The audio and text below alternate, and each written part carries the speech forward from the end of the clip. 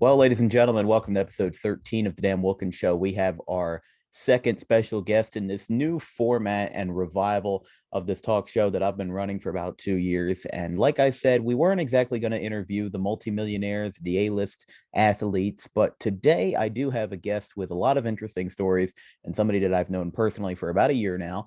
This is Ben Smith. He works for Manhattanville College as a play-by-play broadcaster and also as a side gig does work for the New York Yankees and I want to say New York Rangers in special effects for the broadcast and everything like that. How about you describe what you do for Yankees and everybody else in a more detailed way than I can? Yeah, absolutely. Thank you for having me, Dan. It's a pleasure to be here on your show. So my big paid job is I work for a company called Brand Brigade. And Brand Brigade, we do the virtual ads for sporting events on the broadcast. So whenever you're watching the Yankees on Yes, and you see the ads on the back of the mound or on the batter's eye out in the outfield, that's me. And more specifically, during baseball season, I jump back and forth. I do Yankees, I do Mets, I do the Peacock Sunday leadoff game every Sunday. And then I've done a few Rangers game, but I'm actually usually the primary for the New Jersey Devils over at Prudential Center on MSG Plus. Sometimes I'll do Red Bulls. I do a lot of Nets and Celtics during NBA as well. And then occasionally I'll get opportunities for other teams that aren't on my regular schedule that I'll jump over to. Like sometimes I'll do the Orioles or Nats for Mazin. And then I travel every October with my coworkers and a lot of the guys at Fox and MLB Network for the MLB postseason in October. Well, that's very interesting. I haven't exactly heard it in that context used to that detail. So that's a lot more broad than what it is. So you don't directly work for a specific team. You work for a brand that provides the virtual ads for these games. Yeah, I'm a third party contractor. Um, and we get contracted. First, we get the license from the league. My Mhm. boss Sam gets it from the league and permission to do it because there's a shared revenue that goes into this with the virtual ads. Right. And the virtual ads showed their staying power during the pandemic when there were no fans in the stands. So a lot of times we would put tarps up there that looked like they were real, but they were actually virtually imposed. And then afterwards, the companies and the teams, leagues wanted to keep us on and find ways to implement us still, even with fans back. So we get licensed by the league, and then the teams that want to do the virtual ads, they opt in as they want. That is very interesting. I will say, like for my home team, the Phillies, we have an actual roll of physical ads behind home plate that go through, and Yeah, any ad that's like behind the mound, at least on one occasion, I've seen it in person, like it is inscribed and it is a real thing. But for the Phillies, like they don't have just a green screen behind home plate. Now, if this were, say, an ESPN Sunday Night Baseball game, for example, Sunday Night yeah, Baseball coming this Sunday to Philadelphia when the Cardinals are in town, that's going to be different because they'll put in a green screen behind home plate, and the whole shebang. But with yeah, Sunday because night with Sunday Night that's Baseball, a they want to advertise their brands. They don't want to advertise what the Phillies want to advertise. you know, yeah, they want to advertise what they want. And that's exactly what the virtual ads are for. We see it a lot, as you said, during the MLB postseason. And you would also mention the Celtics. That is pretty far away from the New York Northeast area. It's kind of like a so alienated thing. What's going on with that? so my gigs vary in terms of where I am. Some teams and this varies based on the network and the organization, what they think works best for their broadcast. Some like Yankees and Mets, they want me there at the production truck, right there at the ballpark. On the NBA side, I usually do most of my NBA stuff from the studio. So with Nets, I'm at the Yes Network studio in Stamford, about 15 minutes from where I live. For Celtics, I go over to the CNBC headquarters in Englewood Cliffs, New Jersey, because the distribution center is inside that building. And so they put me directly into the NBC Sports Boston feed downstream, and I'm right there as it's getting distributed. Okay, so you are not let's say if you're doing a Yankees game, you're not at Yankee Stadium, you're working more remotely in a different place. Like for No, Boston, you said.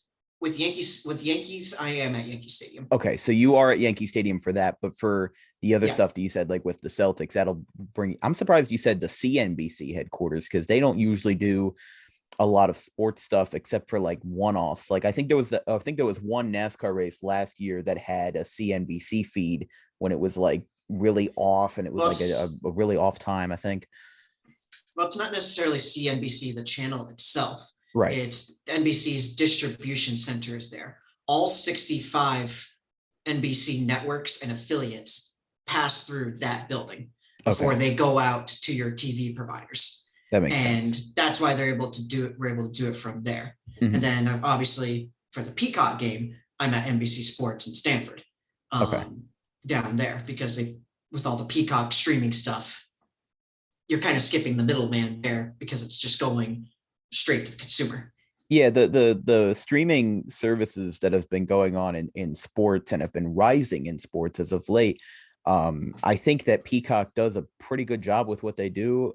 Although I do find that the streaming services that are sometimes exclusive can be a bit prohibitive to the consumer because you see the Apple TV Friday night baseball games, they are Apple TV only. There's no other Yeah. TV feed. So if you don't have Apple TV or you're not willing to pay for Apple TV, I know there's a lot of cable cutters out there, but the people that still have cable probably shouldn't be left out of that. I don't know if that's a conflict of interest for you to comment on, but what do you have an opinion on that for the streaming? Well, as you all know, Dan, in this industry, the dollar is king. Yeah. And I think people are seeing that they're not quite ready to drop cable just yet, because obviously our parents' generation, like Gen X, baby boomers, they haven't quite moved to streaming yet, or they're just not going to at all. And some are unable to. And some are unable to. Like if you're somebody who lives out in like Wyoming or the Dakotas, for example, getting access to streaming where you don't have very good internet is going to be impossible. And so cable is going to be king in certain markets as well. And I think as far as this goes for the younger audience, the streaming appeals to them because I'm a cord cutter myself. I don't have cable. I use YouTube TV. We're seeing a lot more cord cutting from millennials and Zoomers. And because of that, the networks see that. That's why we're starting to see this arms race of not only a explosion of streaming services competing against each other, but it's also everybody's competing for content and exclusivity for that content. Because when there's exclusivity, that means they have to go through you. And I've been noticing, especially with the Peacock game, there's a lot of ad dollars that get pushed behind that. Because I would say the Peacock game, I know this because the Peacock game specifically is probably one of the most extensive and challenging virtual operations for a game I've had to do, because we have the green screen behind the mound. We have the green screen behind home plate ad. We have the ad on the mound, the batter's eye ad. In addition to that, the green screen ad, the MLB ads switch every batter instead of it being sitting there for a whole inning, like at some of the smaller gigs like Yes or SNY. They also, there's like 3 half innings we have that are given to advertising Peacock shows specifically. And then we have 4 half innings, which I'm sure you've seen on the Peacock game, when you have sometimes a lot of the stats and how they relevant to the teams that are playing. And what we'll do is we'll cut away, have the Google StatCast logo, cut away, and then come back. There's your ad, there's the stats. So it's a whole extensive operation with that. And that was kind of a sign for me that there's some big money behind this. There is a lot of money in broadcasting. And I think that that's kind of what keeps the lights on, because you have to realize that the majority of the people that you are concerned about, if you're a sports team, are maybe not the 30 to 40,000 fans that show up to your 81 home games. You are more focused on the millions of people that will watch every night in your broadcast. So the experience for television is a lot more than it would be in person, which is why these green screen ads, I think in the World Series or NLCS, something like that, a couple of years ago, I remember Fox put an ad in center field at Dodger Stadium. Now there's no ads in person in center field at Dodger Stadium, but they plastered a giant Camping World logo right there. And I think that it glitched out a couple times because it's such a moving part. If you have the ad behind home plate, the camera doesn't really move much from home plate, because if you have to follow the ball, then you switch to another camera. That camera that's stationed in center field that points to home plate doesn't move much. So it's probably not that big of a challenge for that ad to be placed correctly, if I'm assuming, right? But those ads that are moving in center, have you had to deal with those? The ads that are like moving in center field and like in other obscure parts of the ballpark? Yeah, I've had that, and that has to do partially with the technology and the software that conducts the virtual ads. And sometimes you'll have glitches thrown off by a camera dissolve or something, or a weird cut, and you'll get what's called a false detection, where it's detecting where it's not supposed to be, or Right. it's not, or the calibration is old because maybe the sunlight has changed, or there's the cloud cover has changed, it's gone from day to night, things like that. Little factors like that play into it, and that's usually a sign the operator needs to update the calibration. Or there's also, you can have a software glitch and it's not an operator error. Oh So there's yeah. a lot of different factors based on the circumstances that go into that. Because this technology is still very new. It's not. I would say about 10 years ago, I don't remember there being a lot of green screen ads that were moving as much as these are. 10 years ago, there weren't ads behind home plate, or not behind home plate. There weren't ads behind the pitcher's mound. Now there's ads on the players' jerseys in the NBA. There's ads on the glass boards at hockey arenas. Those ads that are constantly moving and trying to get your eyes attention for those ad dollars, it really shows how technology and the advancement of technology and also the advancement of advertising have really clashed. And advertising has moved in a more general sense over the years.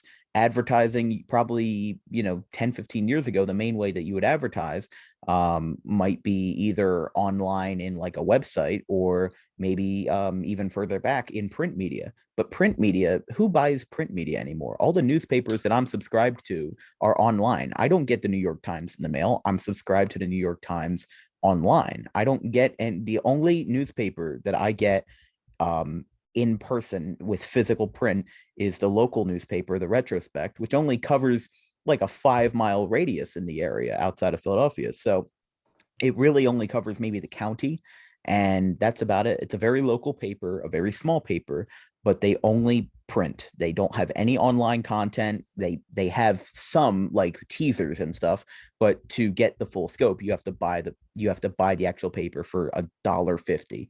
And that is how advertising has shifted. There's not a whole lot of advertising in this local paper. There's maybe a couple real estate ads, a couple ads for local businesses, but that's about it. And the way that advertising has shifted on a national scale has really shown how these companies can make a lot of money plastering their ads everywhere. And it has taken an effect on a lot of things. Now, I will say, going back outside of the realm of virtual ads for just a little bit, your main gig is being a play-by-play broadcaster for the Manhattanville college that I thought was in Manhattan, but after doing further research, it's Nope. actually a lot closer to the Connecticut border. So Used to be Manhattan. it used to be in Manhattan, yeah, and then they moved closer above Moved to Yonkers, Perth but in the but 50s. yeah, so Manhattanville is your alma mater, and you came back to do some broadcasting for them. I will say, did you major in something like sports broadcasting when you went there? For my undergrad, no. It's actually a very long and interesting story, Well, which I'd I'm love sure to is hear a it. big, yeah, it's a very interesting story how I got into it.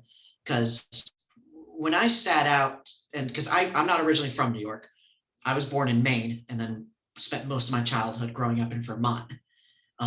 So I grew up in the sticks. out in the middle of out in the backwoods. So it's like when I first came to Manhattanville, I was recruited here for cross country and track by my coach at the time, Mike Owens.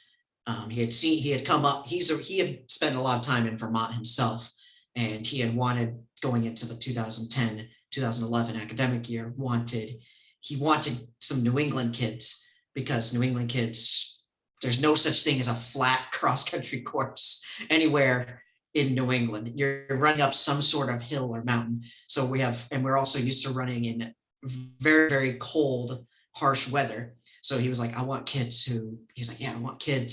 who are well conditioned and that can come in and can adapt to the rigors of collegiate athletics pretty quick, which I fit that bill. I was second in the state of Vermont for Division III in XC. So I came here.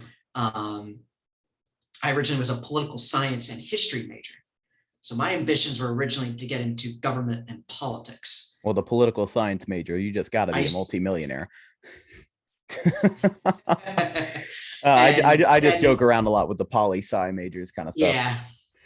Yeah, we've been seeing a lot of, and even then, a lot of one of my history professors I still keep in contact with. He's actually the academic advisor to the athletics department, Professor Lawson Bowling. He'll tell you that like 96% of people who get history degrees don't even actually work in the field of history, because those kind of, you either become, if you do get a history degree and work in the field, you're either going to work in a museum or in academia. Like there's no, it's not a broad limited field. No, and most of the people who work at the museums, once they get that gig, they will milk that gig for literally their entire lives. Right, and that's what they love. Exactly, and I found, and I'll relate this to a story, and this will come back to this later as to why I didn't end up working in history. So while I was in college, I did work also for the athletic department. I was a athletic trainer's assistant, and the athletic trainer there, Scotty Max, a good friend of mine. And I actually knew him before I went to Manhattanville, because my mom is a retired massage therapist. And because of that, and they used to work together at annual national massage therapy conventions. So because of that, there was somebody there at Manhattanville that I knew. And Scotty's also taken care of me from a health perspective for pretty much my entire adult life.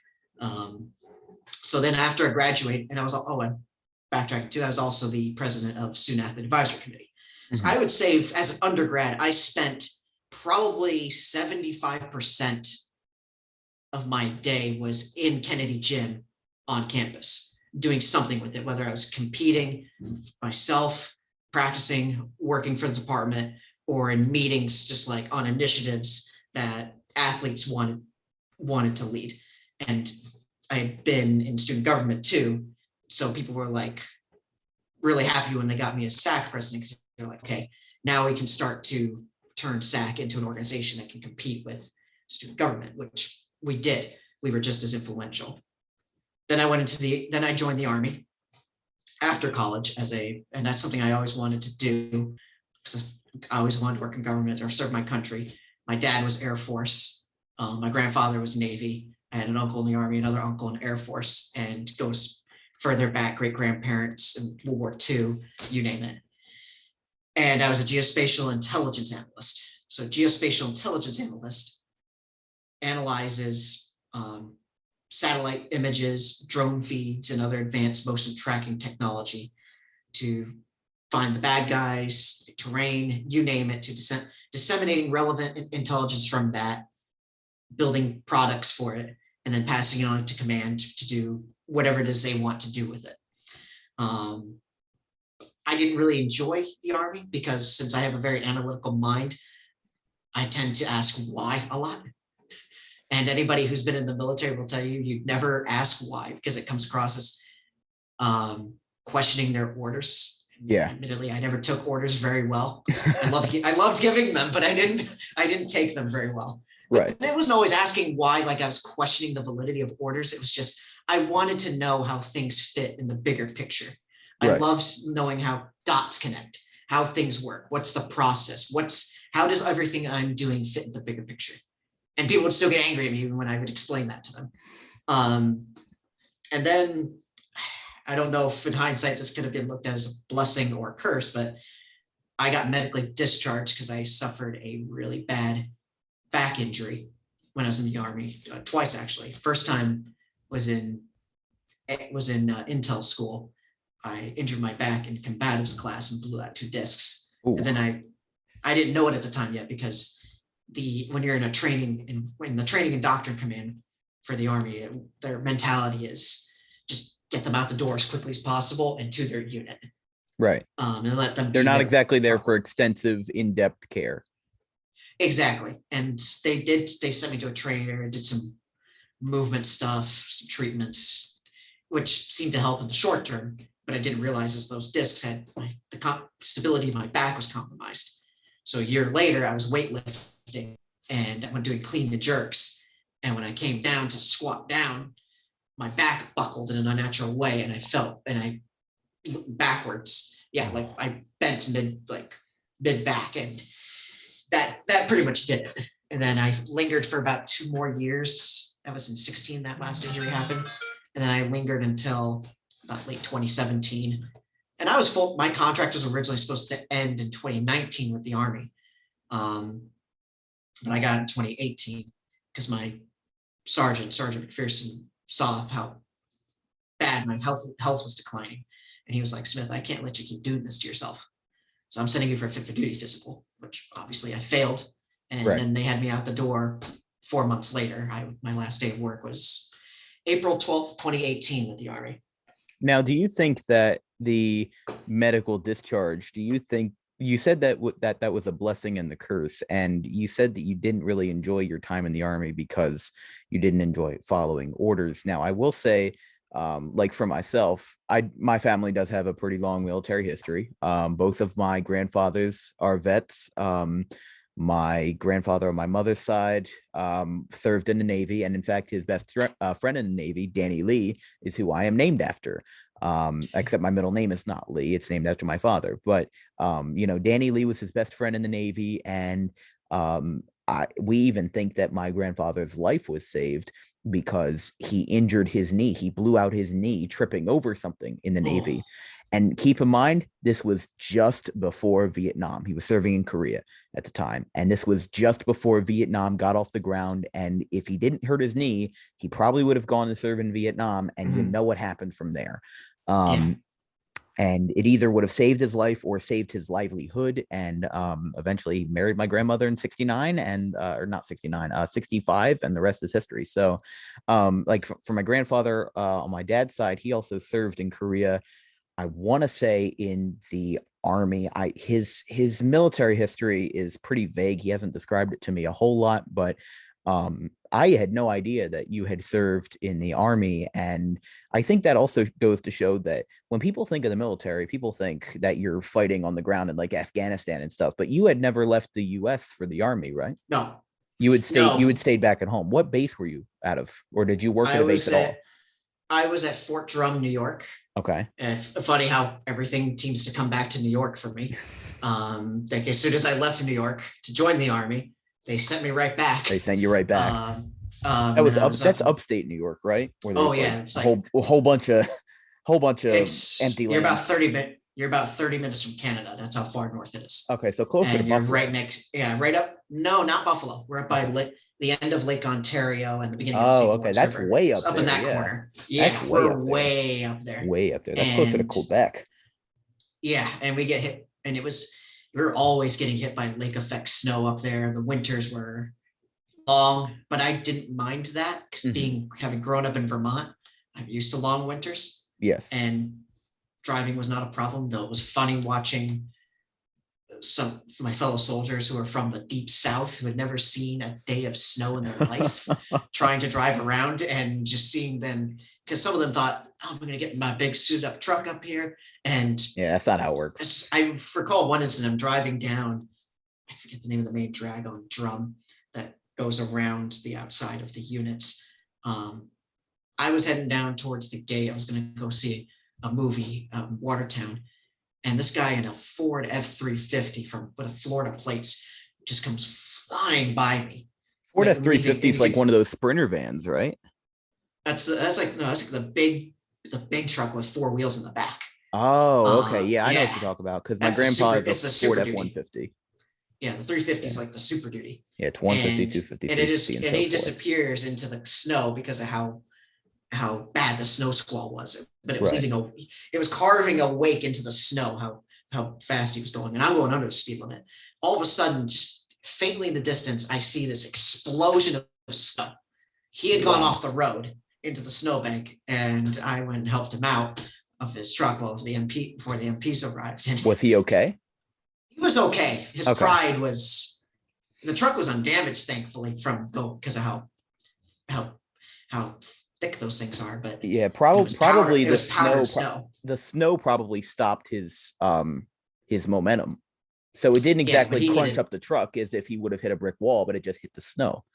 he needed a tow out of there. But that's Yeah. just related stories. But I was at Fort Drum with 10th Mountain Division, with second Brigade, the intelligence cell for Second Brigade Combat Team. And initially, when I was there, because I had a college education, they decided, oh, you have a college degree. Good, you can do paperwork well. We're putting you in the orderly room. So they put me in the orderly room for the intelligence company, which I only lasted like 4 months there because of the aforementioned not taking orders well. Yeah. And in that position, you're taking orders from the commander, the XO. But if your And then main the job is first and the first paperwork, sergeant. how hard can that be? You're just filing papers. Uh, when the three leaders are not on the same page, and That's a good point. you're not communicating with each other, and then you're in the middle trying to figure out what to do because the orders keep changing. And the orders from 3 And people who are disagreeing and not communicating well, that just creates a whole chaotic chasm. yeah, and even though we had our weekly staff meeting, one day the first sergeant would come in, he'd be like, Smith, I want this done this way. I'm like, all right, go to doing it. All of a sudden, here comes the commander. I want it done this way. Oh, okay. Usually, I mean, I should have known at that point that the commander's the commander, so his authority is final, but Yes. it was always confusing with that. Then I was also because even if his authority is final, you look at those sergeants that are a little bit further down in line, and you don't want to say no to them because they've been in for like 16, 17 years. They've been doing this a lot longer than he has. Yeah, even though he is the commander and he is the final authority, you also have to consider that he may not be the most the candidate with the best seniority, and even though his authority is the final say, who wants to say no to a sergeant in the army? That's a task that even I wouldn't want to take. Even if you know exactly whose authority is final, it's hard to say no. It is hard to say no. And that was another thing that was hard for me, was like knowing when to say no, but doing it in a way that wasn't misconstrued as disobeying an order, if you know what I mean. Yeah. Like trying to go in a way like, is there a better, like trying to say it with all due respect, sir, is there a better way to go about accomplishing the goal? Yes. And that was another of like me trying to figure out how I fit into the big picture. And again, leadership doesn't like it when you question them. So no. I would get my rear chewed out for that. And then they reassigned me to being with the boss. Then I got reassigned to headquarters, where I was the 2nd Brigade boss rep. Now, boss is better opportunities for single soldiers. So it's dealing with the morale side. Oh, it's an acronym. Okay. Yeah. Like everything in the Department of Defense is an acronym. Oh yeah, I just thought you meant boss as in like you were the boss of somebody. No. But I did oversee like the boss representatives for each unit, and made sure information was disseminated to them. So in that kind of regard, it was in charge. And I enjoyed that assignment actually, because it was because of the unconventional nature of it. Mm-hmm. And early on in it, all the other brigade representatives phased out and new ones came in, and I was suddenly the senior guy. Ooh. And so I was kind of helping them. And how far along were you at that point? A couple months? Been at Drum 4 months when they sent me there. And then I'm saying when you became the highest seniority position in that command. I think within 4 or 5 months. Oh. there. Like obviously the boss the council, like the president, vice president, Right. secretary, treasurer, they oversee me. But then below them, I was the next senior within 4 to 5 months of me being there. And then sometimes units would send a guy there was one unit in particular who sent a guy, Jackson was his name, who was literally fresh out of training. Instead of sending him to do his job, they sent him straight to the boss program, which they failed him when they did that. Like because of that, he hadn't had time to learn the discipline of being like the ins and outs day to day of being with a real line unit. And so we kind of had to teach him that, even though we weren't exactly a conventional command. We were with Garrison and MWR, and suddenly we have this 19-year-old kid who's never been an adult in his life, and we had to help him with that. So that was I thought that was a good experience for me. Hence why I said earlier that the Army, I had some mixed feelings about it, because it did teach me some responsibility and discipline, and I did learn to become a self-sufficient adult, because then I had to pass it up. And I came to the Army a little older at 22. By this point, I'm like 24, 25, and suddenly I'm teaching someone 4 or 5 years younger than me how to basically transition into adulthood. So and from that perspective, I think the Army was a blessing. And I think that's why a lot of people enlist in the Army. They don't want to I don't think they're going into the Army willing to shoot down some enemies with an AK-47. They're trying to find a different path and how to transition into adulthood. I had a classmate of mine this year. He had turned 18 years old over the winter, and he actually enlisted in the Marines. Now, I don't know yet if he's gotten in or not. He's still involved in like the process of actually getting approved or denied. He's more just kind of in limbo right now, but he didn't really have anywhere to go, and he didn't have exactly, let's say, the best raising. Like he didn't exactly learn the responsibilities of adulthood and transitioning into adulthood, which is why he went to the military. And I think that's a good example of that. For yourself, you joined the military. You said you joined the military after you graduated from college, right? Yes. Okay. Something I'd always wanted to do. Family tradition. But I also, at 22 years old, when I was graduating college, I didn't have, even it's weird to say, but even like 8 years ago, things for our country and where we stand as what's our identity wasn't really as complicated yet. And so I still had a kind of an idealized view of what America was and what it should be. In some cases, I still do. And that's part of the reason I went in as well. Like, I don't get me wrong, for all the flaws of what goes on in the world today, I still love my country and I always want the best for it. But I was a bit more naive to exactly how complicated the world is when I went in. And the Army kind of opened my eyes to, like, from meeting people from different parts of our country, just how complicated the nuances of just life in general are. And like you're saying too, different motivations. Like I knew guys from different parts of the country who joined because they had no job or economic prospects going for them. They came from dirt poor. And so for them, like the Army was their way to make money and build a life. And that was their opportunity. The old adage, go to war, go to jail, still exists in parts of the Deep South. I knew some guys in the infantry units who would come into the Boss Center, and I would just talk to them, hear their stories. And some of them were juvenile delinquents growing up back wherever they came from. And when they turned 18, a judge told them, you can either go to jail or join the Army. And I was very surprised that still existed, but surprisingly, it still exists in some areas. And And I it's think that basically, shows how complex this country is, as you had said. yeah, It's not yeah, it like shows how this complex it is some is. European country where everything is very consolidated, and a lot of people, no matter where you are in that country, are very similar. In the United States, a person from California is very different from a person in New York or New Jersey. People like my family that are from the New York area, a lot of my dad's side grew up in Bayonne, and you can imagine how Christmas parties are with a family of a dozen to 15 60-year-olds from Bayonne.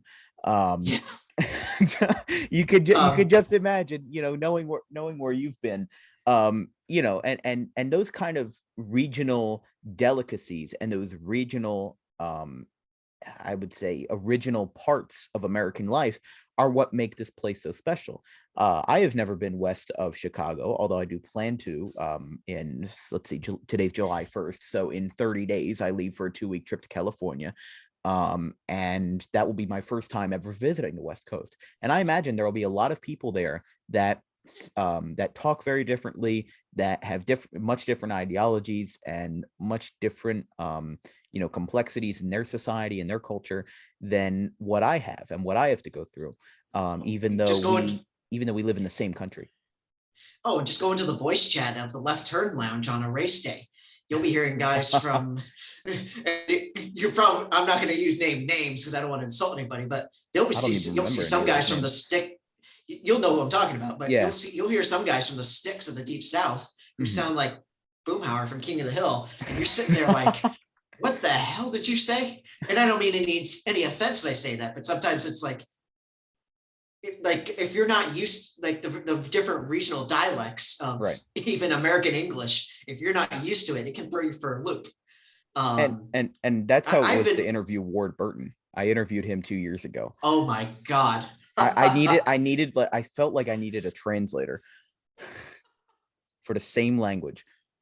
To Dale Jr.'s credit, he did a great job of like keeping up with him and understanding him on I Dale mean, they're Jr. both Downward. from the That was a great South, episode. so I haven't listened to that Yeah. one yet, but like when I interviewed Ward, that was August of 2020. So that was episode 8 of the Dan Wilkins Show, and I was still getting like my stuff off the ground. That was my first video interview, like we're doing God, now. that must have been a treat. Ward, like Yeah. I've always, even though I was a Ricky Craven fan, I always thought fondly of Ward. Well, even though I had interviewed Ward and it was a big step up for me, as the episode 12 forward, like the introduction that I had recorded actually about an hour ago, what I had mentioned was that the interview that I did with Ward, I had always felt like it was superficial. It didn't exactly dig into deep questions. It didn't exactly it left more to be desired, if you will, because a lot of people know the ins and outs of Ward Burton, but Yeah. I don't think I revealed any more of them. I asked questions that you probably would have been able to find the answers to with a simple Google search or a simple blog or maybe another interview with Ward himself. And even though I'm very lucky to have been able to interview Ward, I don't think that I exactly fulfilled the desire that an interview, the ideal interview would have. And for what's his face, for context, I will say that that Ben works more in a virtual sense, not works, but he helps operate the Left Turn Lounge, which is a NASCAR community server that I've been a part of. I've probably been a part of it longer than you have. I just don't talk in it much, but Yeah. I've been there since May/June of 2020. And even though you've been there for about a year, you've been kind of promoted I into came the along, yeah, I came along late 2020 during the playoffs. yeah, Um, and you kind of rose to prominence then. And I think the people that own that community have seen you as a very responsible figure, and that's why they promoted you to the position that you have now. I have my own discrepancies and thoughts about how things should be done, and I'm not going to delve into that because I'm here to talk about the more important things than yeah. operating a community with a bunch of 5,000 virtual heads. But I will say, for your start in broadcasting after you were done high school, did you consider enlisting after high school, or was that something that you hadn't really considered until after college? No, I didn't really consider it until, well, I actually originally, when I was in college, my freshman year, I was briefly in the ROTC program that was done Oh, through okay. Fordham, because Fordham handles the Army ROTC for the entire New York area. But I was a bit overwhelmed by it because my first time away from home and going from living in a town of 4,000 people in Castleton, Vermont, to suddenly living in a county with more people than the entire state of Vermont Yes. was a bit overwhelming. And New York is very aggressive and not laid back like rural New England is. And that was overwhelming for me. And then I'm trying to balance classes, practice, going down twice a week to Fordham University to do ROTC classes. And so I dropped out of that because it's like I wanted to focus on my running and my degree and just trying to develop as a person. And I say develop as a person because I actually grew up with I have high functioning autism. Right. And that's something I've struggled with my whole life. And at that time, it was really a struggle because there were nuances to just basic human behavior in life that I didn't cognitively understand. Because I guess the best way to describe it is because of the intellectual side of the brain. The social side, for me, a lot of things growing up in those years, I had to learn like a skill, like somebody learns math, science, history, reading, etc. That's how I had to learn different human behaviors, emotions, and body language. And so just trying to do so much at once was just complicated. So I put that in the back burner. And originally I thought that dream was kind of going to go away and something else would come up. But obviously it was always something, like I said, always something I wanted to do. But then I really wanted to delve also into it post college because most of the people at that time, because the military was going through a drawdown because we were getting out of Iraq. This is kind of in between of withdrawing from Iraq and before ISIS really became a major threat. Mm-hmm. Because President Obama was trying to end all the wars and bring the troops home. So a lot of these veterans were now taking the government jobs that me and my classmates graduating would be applying for. Mm-hmm. So I was like, well, if you can't beat them, you join them. Right. And I thought this would be a springboard to something bigger. So fast forward to getting medically discharged in spring 2018, I did have offers on the table to continue working in the intelligence community as a civilian contractor. And I also had some offers from some of the big 3-letter agencies to work in-house there. Mm-hmm. And I could have made a lot of money from some of these, a lot of money. And I thought about it and thought about where do I want my life to be 10, 20 years from now? And then I thought about it and said, I can't picture myself working in government for 10, 20, 30 years, having to hold my breath every time a presidential election comes around. Because based on who wins that election, that dictates your fortunes working in government. Because maybe a candidate wants to cut back, wants to stop any sort of involvement in military venturism overseas and things like that, political polarization, as we've seen in recent years. There's a lot of stress and anxiety that goes with that. And a lot of people work in government will tell you the same thing. And so I was like, no, I can't see myself doing this. And because of that, I wasn't really happy in the Army. I was like, I don't think I'm going to be happy as a civilian on the DoD side either. So I would move back in with my parents. And then a month after I moved back with them, they were moving to Virginia because my dad got a new job down there. I went with them and used part of my Army severance to help fund the moving expenses. And then I was going to school down there at Blue Ridge Community College to do some prereqs for athletic training. Because I thought back to, I used to be a training assistant in college. So my old boss and friend Scotty Mack knows connections at some of the colleges in New York for athletic training, like Seton Hall or Long Island University, where he went. And I thought, oh, I'll just get these prereqs in sciences that I didn't do when I got my degree done, and then go for that. Well, I came to find out not only was I not very good at anatomy, but towards the end of that semester, I had developed arthritis from my Army injuries. And I also have arthritis in my right wrist for whatever reason. Army And stuff. yeah, just the wear and tear. And you have to meet there's certain physical standards you have to meet to be an athletic trainer. Like it's a very labor intensive job. Because you have to be tip top shape yourself, really, to because if someone gets injured, you got to carry them off the field. Yeah, you have to be in a very good shape to help other people who are hurt, because if you're not in good shape, then what makes you qualified to help those people who are not or are in need of assistance like that? Yeah, exactly. And because of that, they looked at me, and my doctors at the VA also looked at me, and they said, "You're not going to be a trainer." Mm-hmm. And they were like, "It's just not going to happen."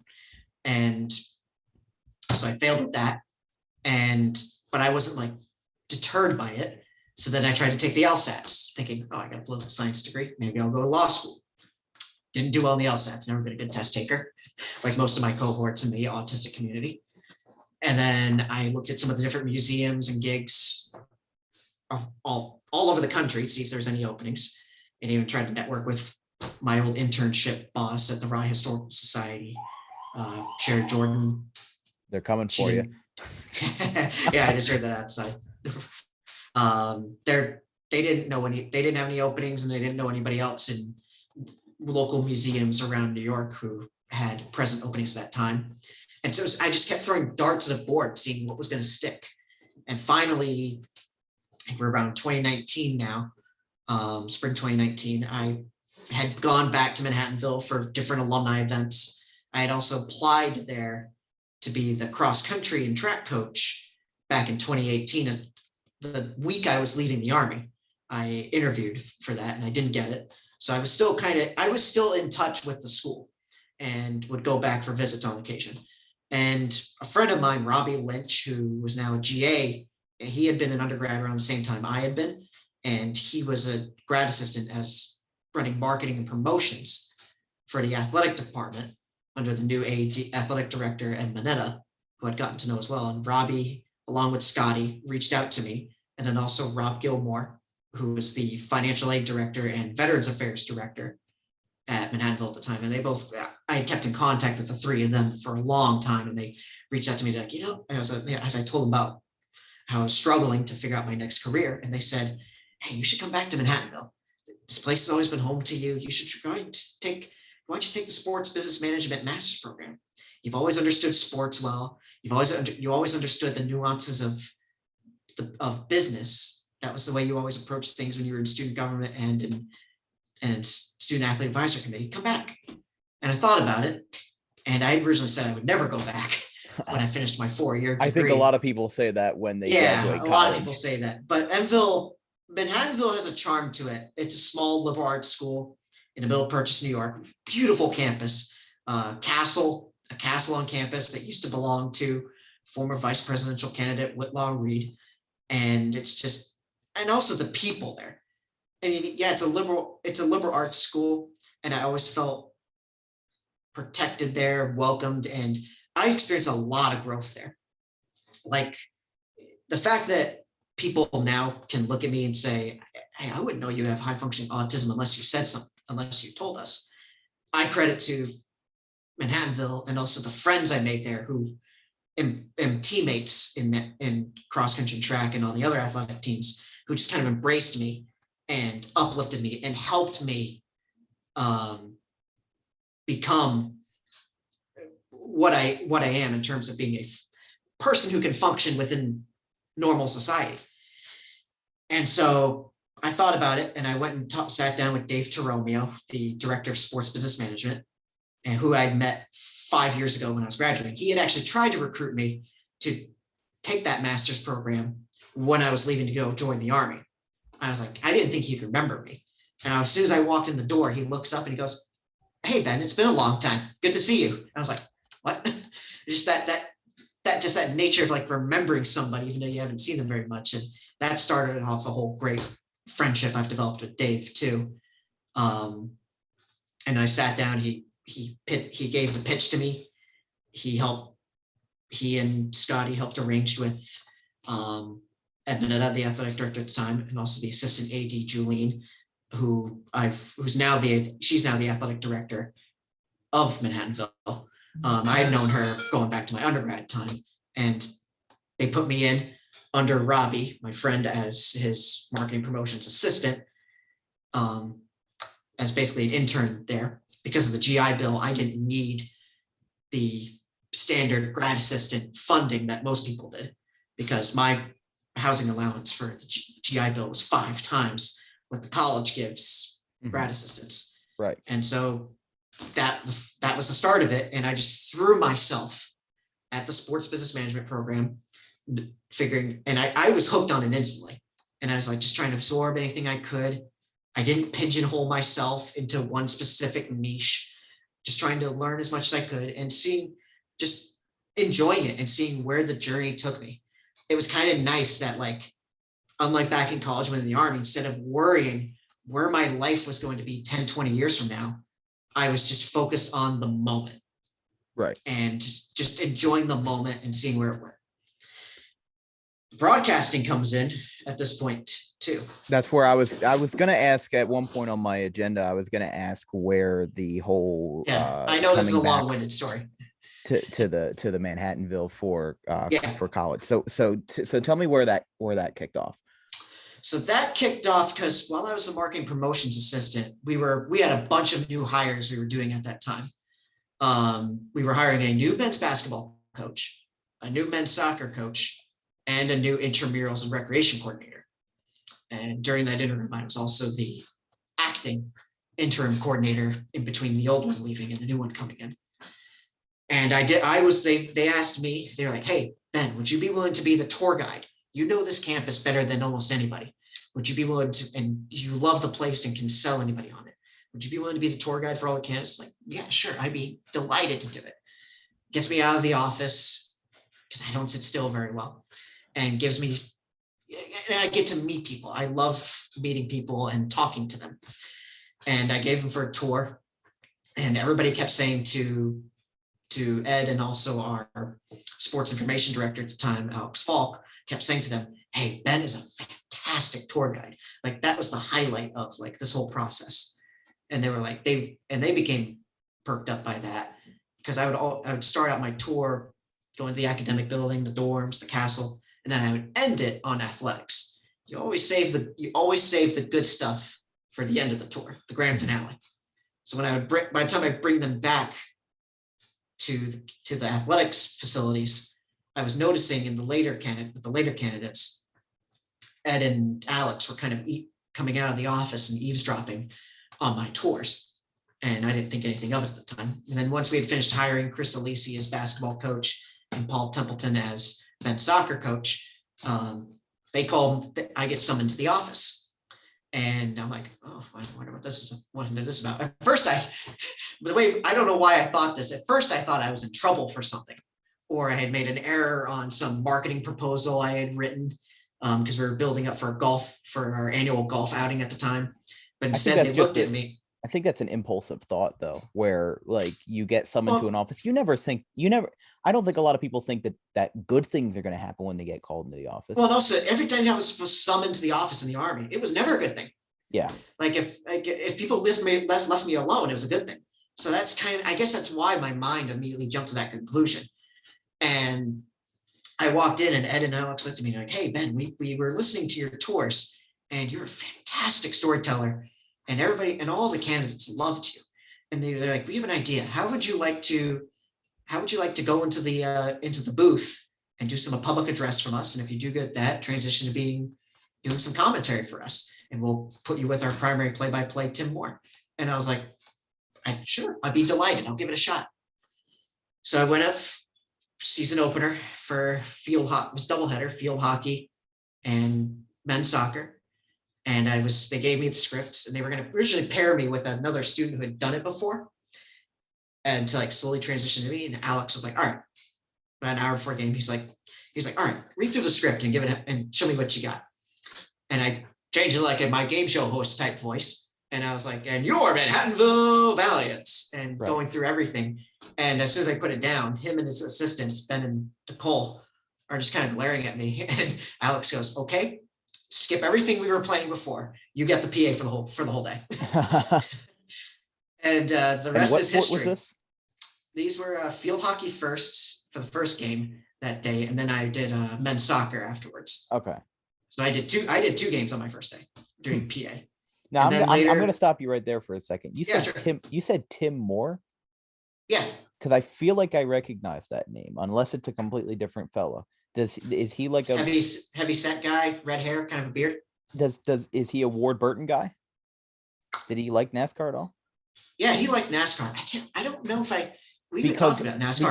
Because this is like a kind of epiphany kind of moment, because back in 2020, I did some charity work for for ML Botball, which was like Major League. It was like MLB The Show games, but the commentary was taken out and actual broadcasters like us did the dub over. And I called a couple games with a fella named Tim Moore in 2020, and he loved Ward Burton. In fact, he joined my offline racing league in its second season in July of that year. And I like kind of remembered the name. I'm just like, Tim Moore. I knew I remembered that from somewhere. Did he kind of have a higher pitch voice? A little bit, yeah. So I think we have heavier I don't remember what he looked like in person, because we usually didn't have our cameras on for the broadcasts. We usually just had our mics, and we were kind of like just talking about and stuff like that. But it was a charitable cause for Meals on Wheels, which they, I believe, donated over $1,500 to over the course of the season, which isn't much in retrospect, but it was also 2020. Viewership wasn't a whole lot, and this was like a community driven kind of niche where it was like you were just watching MLB The Show games, but with actual real commentators that were talking live. People printed out lineup cards and everything like that, and it was very good. But Tim Moore, I thought I'd recognize that name. So I wonder if we just have a coincidence, or if this is like because Tim Moore isn't exactly the most uncommon name. So I dropped one of our old post-game interviews from 2019 with him in it. See if that voice rings a bell. I will have to take a look at that. Yeah, if it's the same Tim Moore, like I loved him. He's a great guy. And there's a lot of things, the nuances of broadcasting that I picked up from him that were very important for me. Let's see. If I'm able, I'm going to try to share the screen, because in that way, then I'm going to actually be able to, let's see, because then the audience will be able to hear this clip. Yeah. If I can, I don't know if it shows up. I can see it. Okay, you can see it. So it's trying to load. Here we go. So let's see what this is all about, because this is a quite interesting revelation that I'm. This would be a very fun coincidence. Let's see. Okay, 2019. Okay. It might be because we're on the Zoom call. Let's see. Let's see what's going on here. I don't quite hear the video. This is, oh my gosh, that is the guy. Yeah. That's the same Tim Moore. That is the same guy. So how about that? That is, I did not think that I didn't think that in all my years that we would have a completely unrelated scenario, because the whole ML Botball thing, it was Discord driven. It wasn't like some other thing that we had used. So he had joined my race league, the one that you were a part of, but that was all the way back in 2020, and he was only there for like half a season, and that was when things were actually smooth sailing. But I'm actually pretty surprised that was the same guy that I had called some virtual Phillies games with, and we also had this fun broadcaster tournament called the Broadcaster League, where we would actually play MLB The Show. And he was in that, and then he kind of like dropped out after like 3 games because he wasn't that good, and he got no hit twice. So I hate to stick it to the man, but that is quite a coincidence that Yeah, we ran into the same guy. yeah, Tim's a class act, and I've kind of lost touch with him during the pandemic. See, I gained touch with him during the pandemic, so yeah, and that's where we crossed paths. Because when the pandemic happened, there was no broadcasting going on. The sports world stood still, but we'll get to that in a little bit. But after doing some PA games for a while, they put me on color commentary paired with Tim. Tim was an undergrad at the time. He was in his senior year, 2019-20 at Manhattanville. And he had done some broadcasting, I guess, in high school, and then also got into it in college. And he also got picked up a lot for a lot of one-offs with local games in different leagues. And he was an absolute master at it. And some of the nuances to make my storytelling better, I picked up from him. And he and I developed a great chemistry quick. Like when we were doing our post-game closeout, sometimes it would drag on for like 5-10 minutes because we were just getting so enthralled talking about the nature of the game and what we had seen. And Alex would be looking at us like doing the cut sign, like, hey, we gotta go. Get it going, yeah. Wrap it up. And I also learned like the nuances of interviewing from him. Like I learned a lot from him.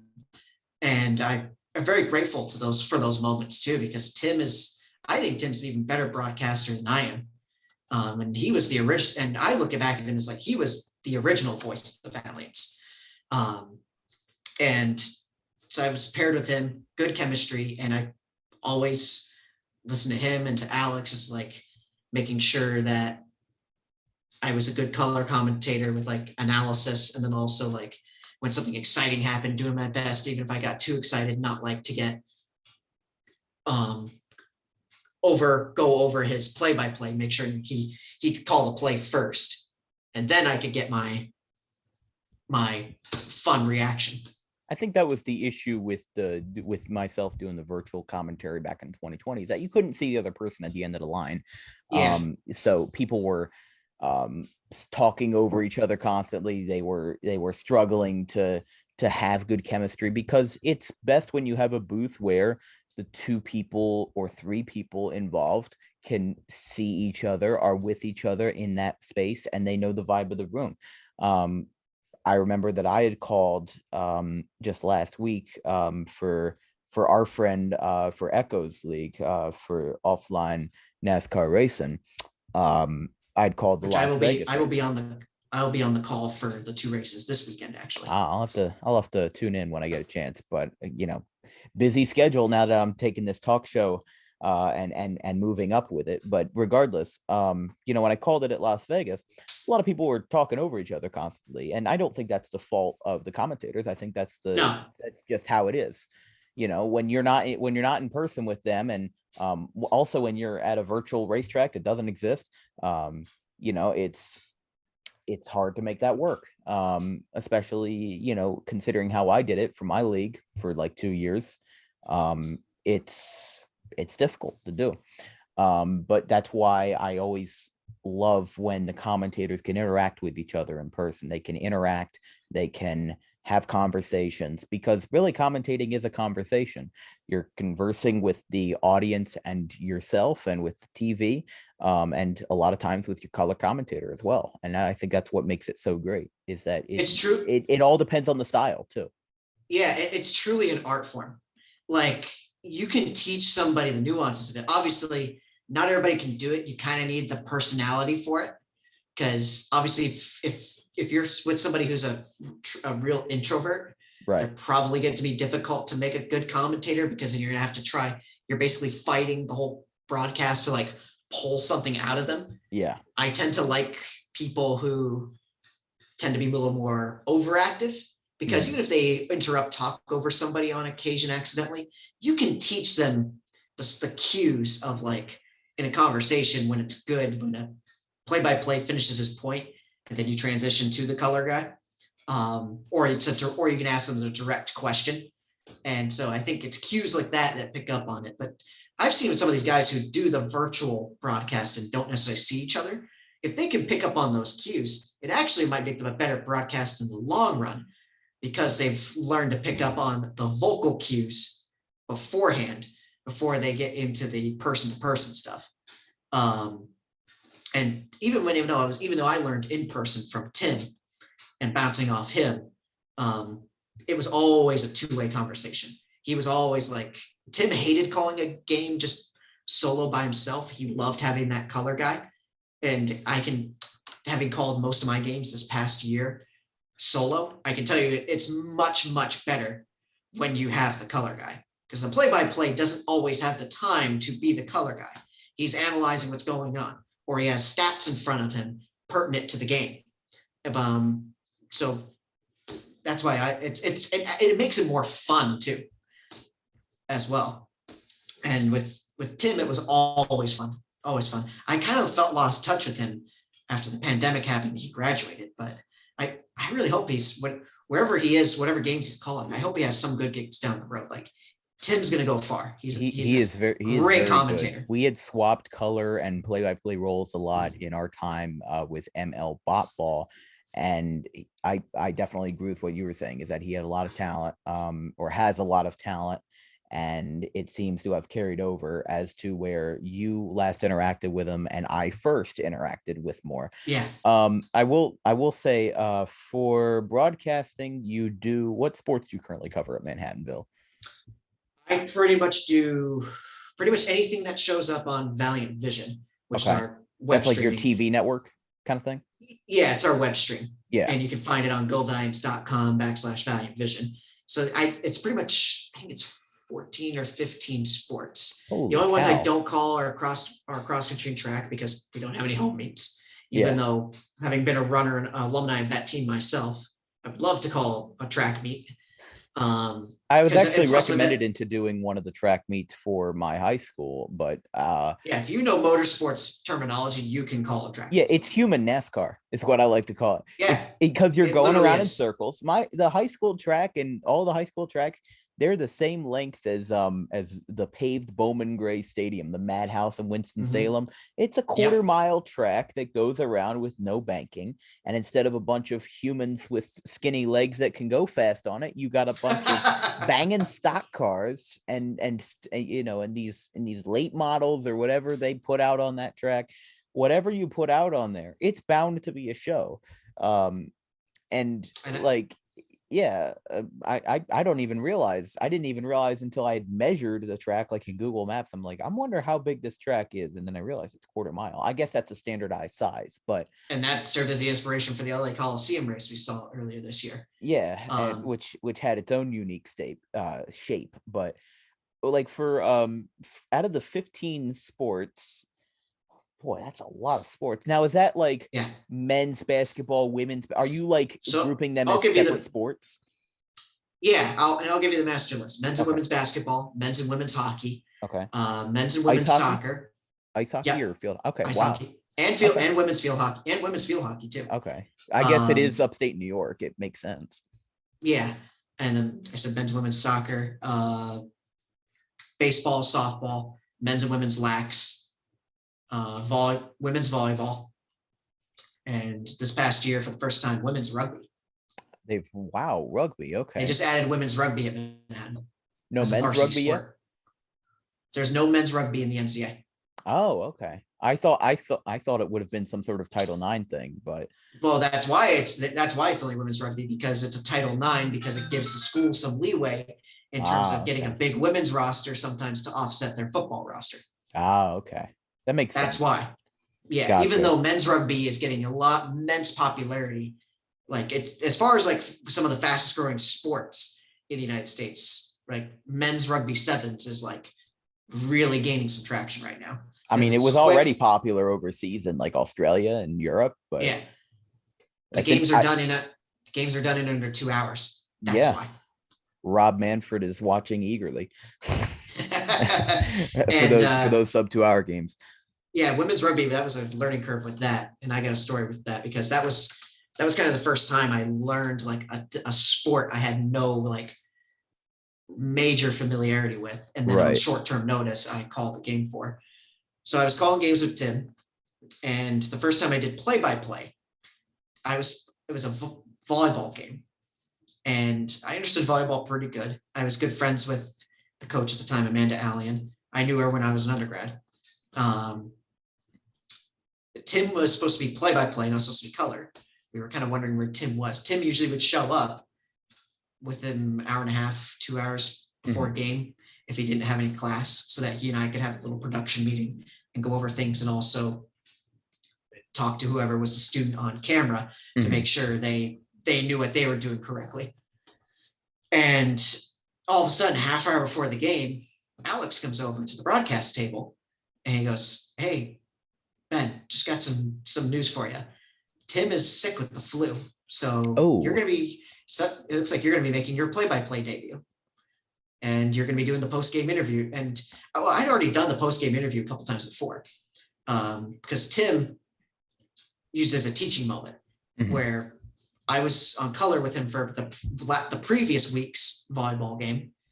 And he decided, "You're going to do the post-game interview." And he just on the fly gave me the microphone, put me in front of the camera and said, "Run with it." And that was a cool moment, because it's like, I did good at the interview, but it was also, Tim was just like, just say what comes naturally. It's a conversation. And I look back on that fondly, because Tim was right. Like, just, you don't have to get fancy with it. When you're interviewing athletes, just interview them based on what you saw in the game and get their reaction from it. It's that simple. And then a week later, I'm doing play-by-play with that same team, and volleyball is a fast moving sport. It is. I've seen it in the Olympics. Yeah. Yeah. In the first 2-3 minutes, it was a little rough, because I was like trying to get the timing down. But then after that, I was off and sailing, and it was fine. And then after that, it turned into, whenever Tim wasn't calling a game, I was calling it, like if he had class or something, or if we had like soccer was going on at the same time volleyball was in Kennedy Gym, and then soccer was down at the field, they would split us, and I would call the game he wasn't calling. And then, or sometimes if like volleyball got done quickly, because soccer takes a full 90 minutes, if it was a 3-0 set sweep, I'd do the post-game interview, get off there, run down to the turf field, get into the booth, have a second headset on standby, and then in the middle of the game, I'd jump on, do color with Tim.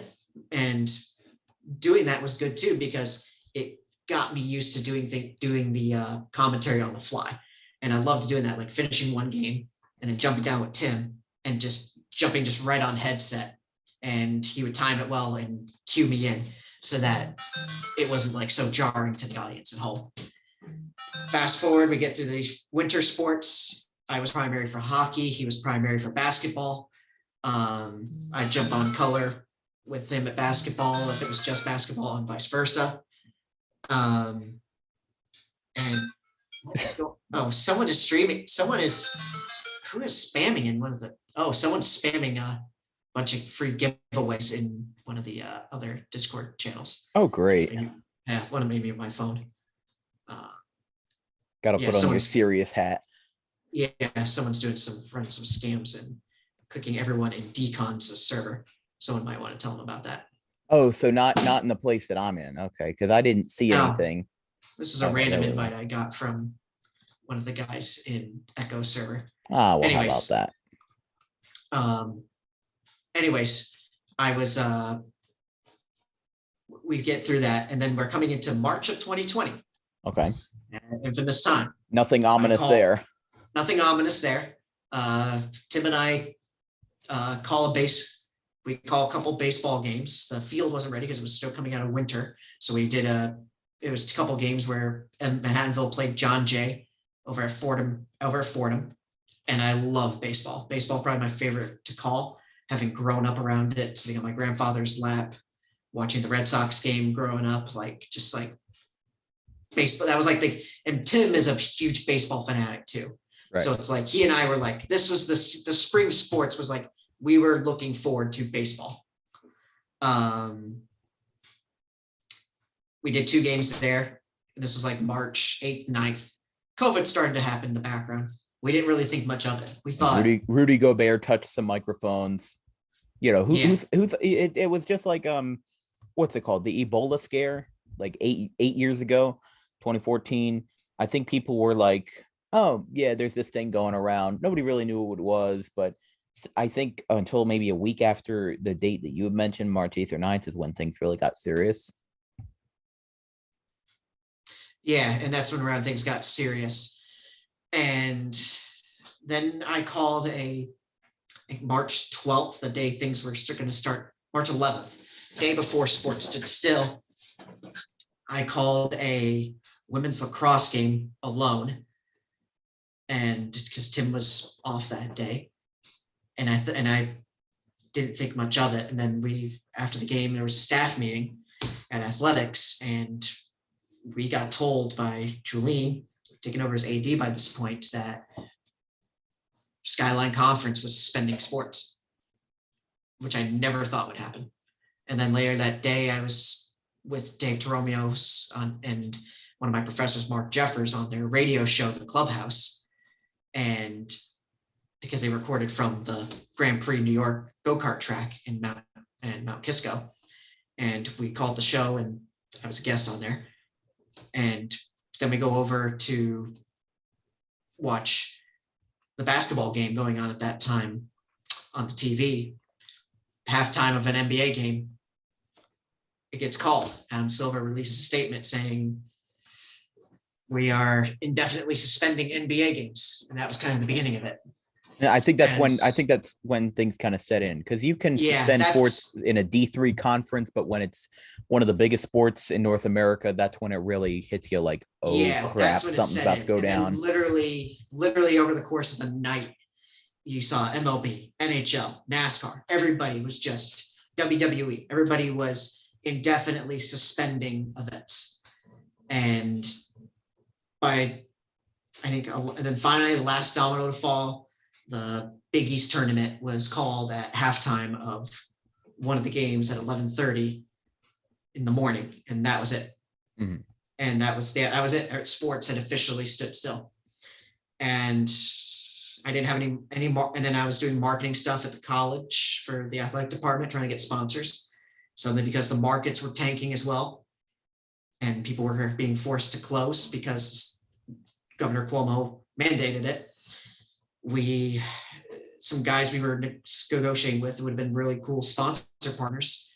We had to, suddenly those deals that were about to come together fell through. And I can't blame them for that, because people got to batten down the hatches and be conservative with their money. So next few months, I spent just finishing up my last of my classes virtually.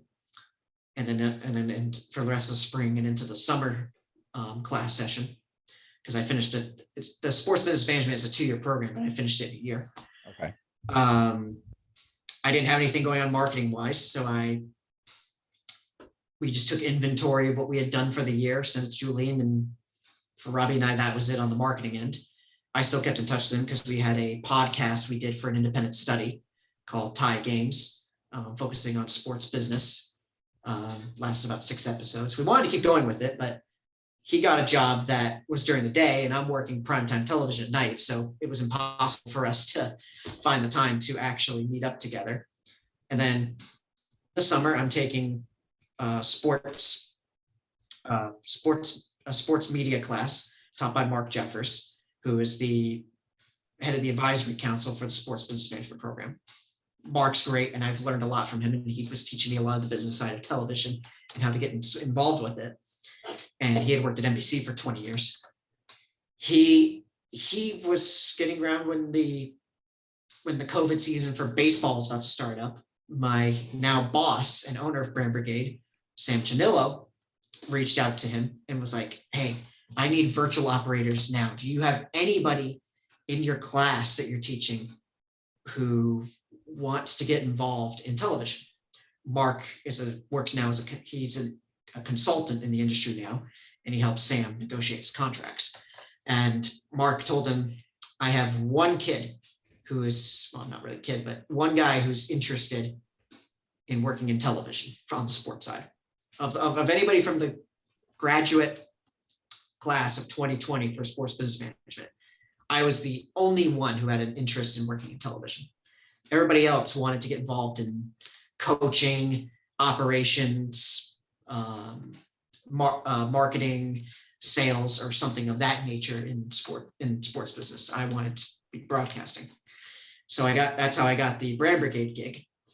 And then during the 2020-21 year, they wouldn't even allow me up with how strict COVID restrictions were. I wasn't even allowed to get on campus to Manhattanville to call games. And we had no games really going on anyway, except for a few exhibition events by the time we reached spring. And not even the entire Skyline Conference was playing in any games because the SUNY schools weren't even active. It was all the private schools in the Skyline. Right. So we kind of had a little bit of a split in the conference over how to handle COVID in the later stages. Was the Skyline Conference, is that like made up of a lot of SUNY schools, or is it? Oh yeah, it's about half of them are SUNY schools. Wow. So that's a lot of half private schools. Yeah. That's a lot of sub campuses there. Yeah, pretty much all the D3 schools in the New York metro area, except for not in Jersey, belong to the Skyline Conference. And it's probably the biggest, I think it's the biggest or second biggest D3 conference in New York. And the other one is the Empire 8. Oh, okay. And during that time, because I was an employee of the school, I was volunteer. Because of that, I'm not on the payroll. And also I had a job I was traveling around the country for while most people were still stuck at home. So because of that, they couldn't let me on campus pre-vaccination because they don't know where you've been. They don't know what you've brought. Exactly. It's a liability. And then going into this past year, things were lifting. We were going to be resuming sports.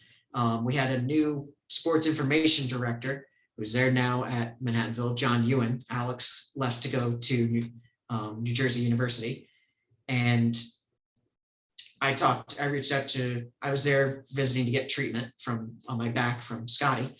And I go talk to Julian, and I said to Julian, I was like, hey, now that things are lifting now, do you guys need a broadcaster? And he goes, yes, we have nobody for the broadcast. Ooh. And he goes, we have a new sports information director who's also bringing in 2 new GAs on top of that. So it's like, and he's never been an SID before. He had been assistant SID. Like, God love John. He's great. And he came in under a lot of adversity because of this, dealing with COVID and also having to train new grad assistants while he himself was learning how to be the boss. So they put me in touch with him, and he and I developed a good close connection, because he looked at me as like, okay, Ben's been here before. He's familiar with some of the operations. He's been on the broadcasts as a play-by-play, color, and PA. He can kind of help me transition. I could help him transition into his role. So that was, and I enjoyed doing that, and also working again with the students and also the new grad assistants. And I had there were a couple students for the undergrad student workers who wanted to work in TV production. And because now I had TV production experience under my belt for a couple of years now, I was able,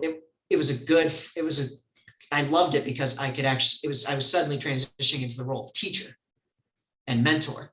And I was mentoring these kids on, if you want to work in this part of television, this is where you go about it. Here's some of the avenues. Here's some of the job recruiting websites you can find stuff for. I was doing everything I could.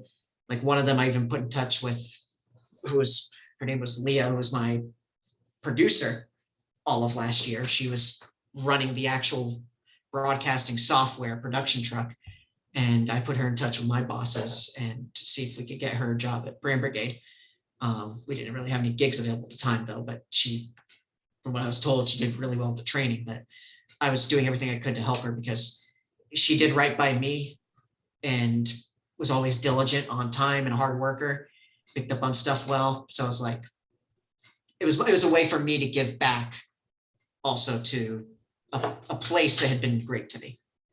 So then all of last year, I was the play-by-play, except for sometimes I worked with Mike McGinnis, who is the primary play-by-play for Pace University and for Mercy College at the D2 level. Okay. during hockey, basketball, because he's a big hockey guy. We would bring him in to call games from Manhattanville. Yeah. And I learned a lot from him too, because what Mike would do was his preparation. And I hope Mike listens to the show because I think very highly of him. He would come in with a binder full of, or folder with like all the rosters for the teams playing that day, a bunch of facts, stats, trends that he researched himself rather than anything I was like before. I would just be waiting for like stuff that John, Alex, or any of the grad assistants would give to me, because sometimes they build graphics for it and I'd have it going in, or stuff that I just, because of my mind with photographic memory with high functioning autism, that I remember. But Mike would bring it, was like full on. His preparation was something I'd never seen before. And I started taking that in and started like making sure before games I was looking up stuff that I could, researching things that were trending within the game, in the season, for the Valiants, whichever team it was, that I would bring to the table. And I learned a lot of that from Mike. And Mike was also he's a very dynamic, outgoing personality. And he and I were always bouncing off each other. He was also a big pro wrestling fan. So sometimes he and I would bounce pro wrestling, WWE Attitude Era quotes and references off each other in the middle of the broadcast. Right. And John's over looking at us like we're absolutely out of our freaking minds, because he has no idea what we're talking about. But learning that preparation side, I also from him was big for me too. Like as I work with different broadcasters, like I like to take a piece of something that they do that I can use to improve my game. Right.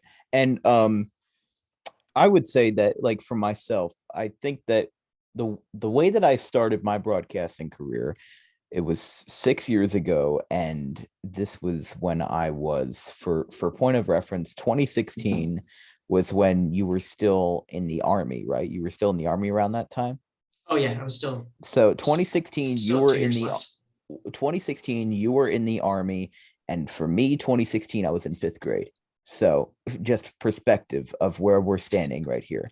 So 2016 was the first time that I actually started to do public address, because the Little League had this press box, or still has this press box, with like this like soundboard from Guitar Center that's like, it's set up for controlling speakers on a stage, not for like a baseball setting or a sports setting like this is. For myself, for this opportunity that I had, there were a bunch of kids up there that were like, that were announcing their friends up at the plate, and I really was like, I want to do that because my dad did that, and he did public address work for his Little League up near Trenton, and I was like, well, why don't I do that? I wouldn't mind following in that kind of footstep. So and I still even have, back in one of these closets, there are cassettes of my dad when he did broadcast work under an unpaid internship for the Frederick Keys, an affiliate of the Orioles. That was 03, 04, I want to say. But a couple of years down the road, I did public address, like, for a couple of batters. I was switching off with like these kids, and eventually it was like 2018 when I was like, yeah, I think I want to do something like this formally. And 2019 was the first opportunity that I did something other than Little League PA. I did PA and my first ever play-by-play for this youth football team called the Cougars, which is right down the street from where I am. And I have never worked for my high school. I work on behalf of them and I work with them, but I am not on a payroll. I am not on a salary. I'm not on a contract. I'm not paid by Manhattan. I'm not paid by Manhattanville either. It's all volunteer.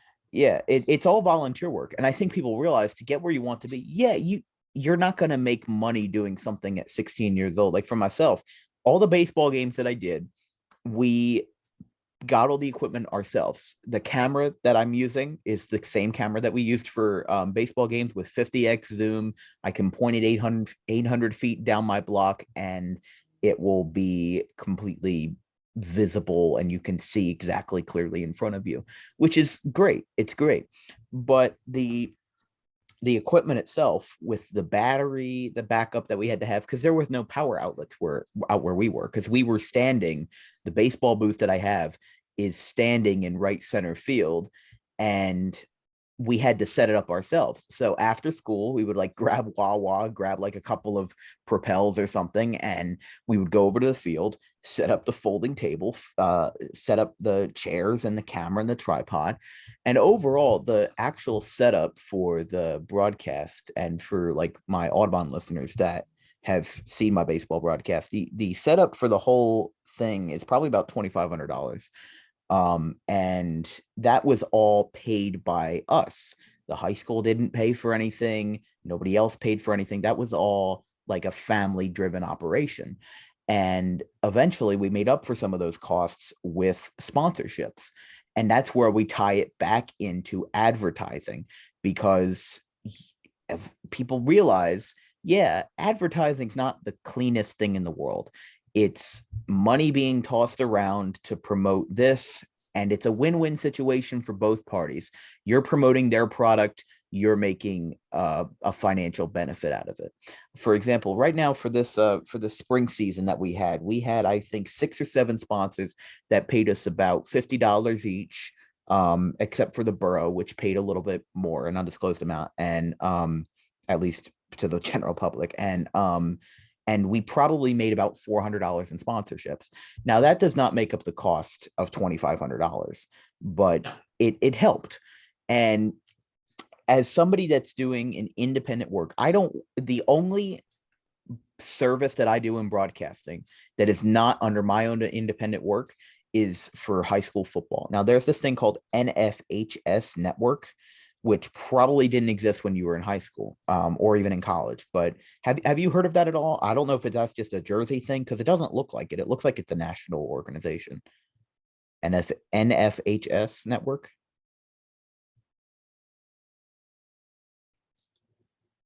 Do you know if you've heard of that?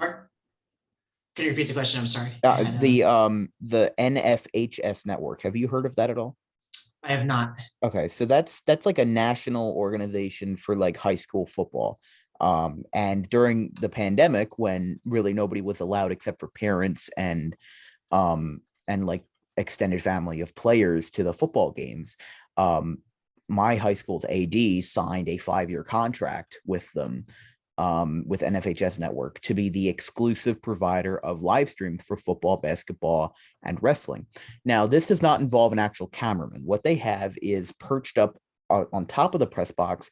They have a motion detected camera that moves with the motion, which I think is great for technology, but also like you're going to need a cameraman if something is happening on the other end of the field and you can't see it. So the automated nature of it is both a blessing and a curse. And the contract that they had, if they were not under that contract, I would absolutely go to the football games, bring all my equipment with me, go in the press box and point my camera at the field, because it would 100% work. I did it for youth football games back in December of 2021. But the contract that they have kind of limits me in what I can do. And I am now currently under approval of the Board of Ed for backup PA announcer and play-by-play. So that's a big step as well. But and that's the first case of me actually formally working for the high school. And the high school it's not like it's unprecedented for students to work for the high school. We have student assistants over the summer that work on the Chromebooks, for example, that get distributed to the kids every summer.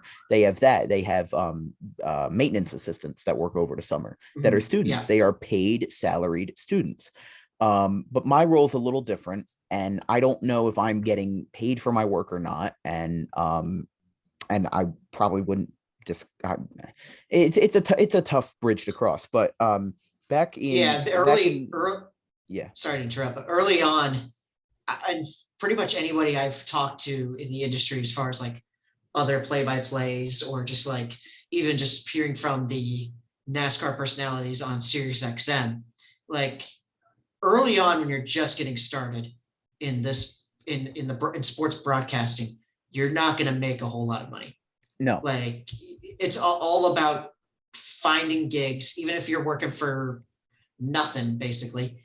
It's about getting your name recognition out there and growing your portfolio and your personal brand. And That's what and one essentially of the what it things comes that I down was to. told, I went to the Philadelphia Sports Writers convention back in April of this year. I was recommended to go by my school's athletic trainer and the lead trainer, Scott LePayover. And basically he had said, hey, there's this great thing that goes on in Cherry Hill at the what was a Crown Plaza, but has since been renovated because it was like a trashy hotel kind of thing, needed bad renovations, and they fixed it up just in time for this convention. But I met this writer named Steve who used to work for the Philadelphia Inquirer and wrote for soccer, whether it was Premier League, MLS, collegiate and high school soccer in the Philadelphia Metro. He said that what gets you a job in broadcasting is networking. It does not, Yeah, you will not get a high quality job in broadcasting by just being good. How do you think? no, I mean, partially Joe Buck is where he is now because of Jack Buck, his father. yeah, his But in father. most cases, unless you're in a family tree that is known for this, or if you got a lot of money, then you get into the job via networking. And that is how you get gigs. That's like, I have a gig that I've been working in the past couple of weeks for the Blackwood Little League, about 20 minutes south of me in Jersey. And and I am getting paid by them to do these public address gigs. But I only got the job because I was doing district games from my hometown in Audubon last year. So it took a full year for that contact to come around to me. And I was still, up for the task and up for the job. And I have games running all the way until July 15th of this year. Long after most youth baseball seasons are over, theirs is still running in the form of districts. But on another note, broadcasting is a tough business. You're not a player where you get noticed by scouts. No scout is looking through film footage looking for the voice. I've seen several of my clips from my games posted on Twitter by like recruiting groups for these players, but they're recruiting for the players, not for the guy behind the camera. Keep in mind for high school baseball that I do the play-by-play commentary. I do it all by myself.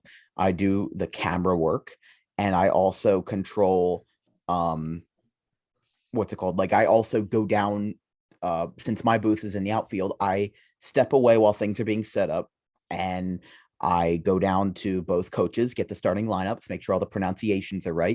And then I go back to my booth and I call the game. I do the camera work and the play-by-play. I don't know how I do it, but I only need one camera because this thing is so good at zooming. I can point it to left field, right field, home plate. It all works.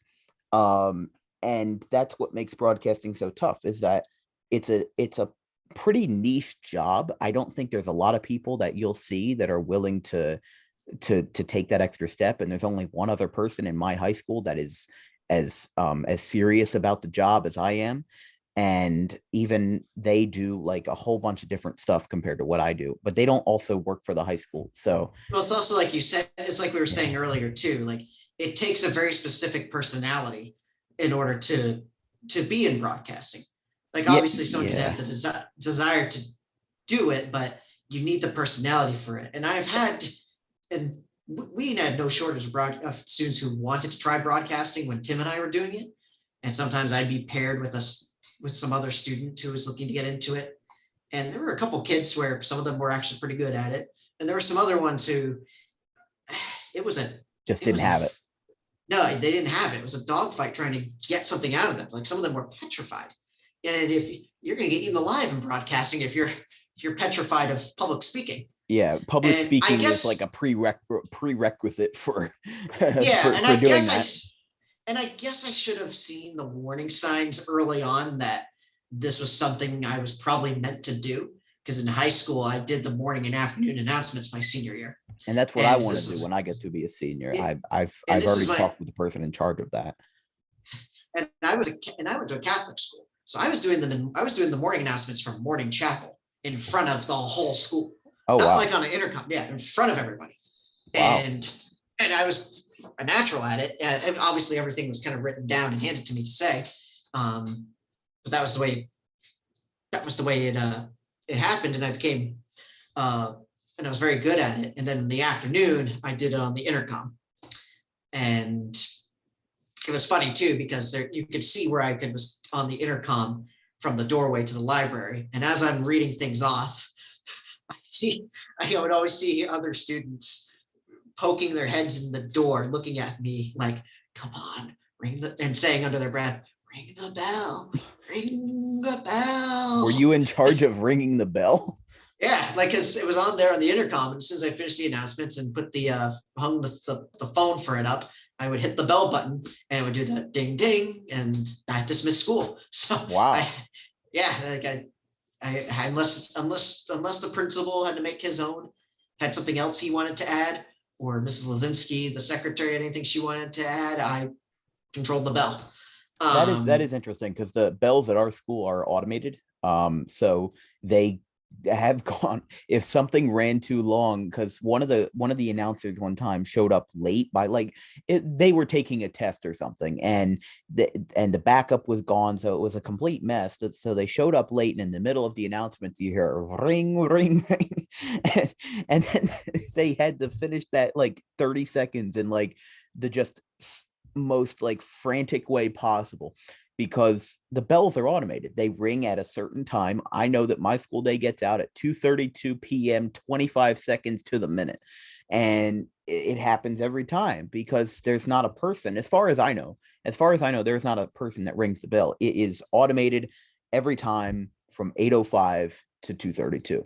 And I think that's what sometimes gets in the way for some people. You're in charge of ringing the bell, so you have that pressure under you. You are in charge of dismissing the school. It's automated for the end of each period, end of lunch, right, things like that. But we don't do it for the end of day, because sometimes if we have more announcements than usual, you want people to hear that.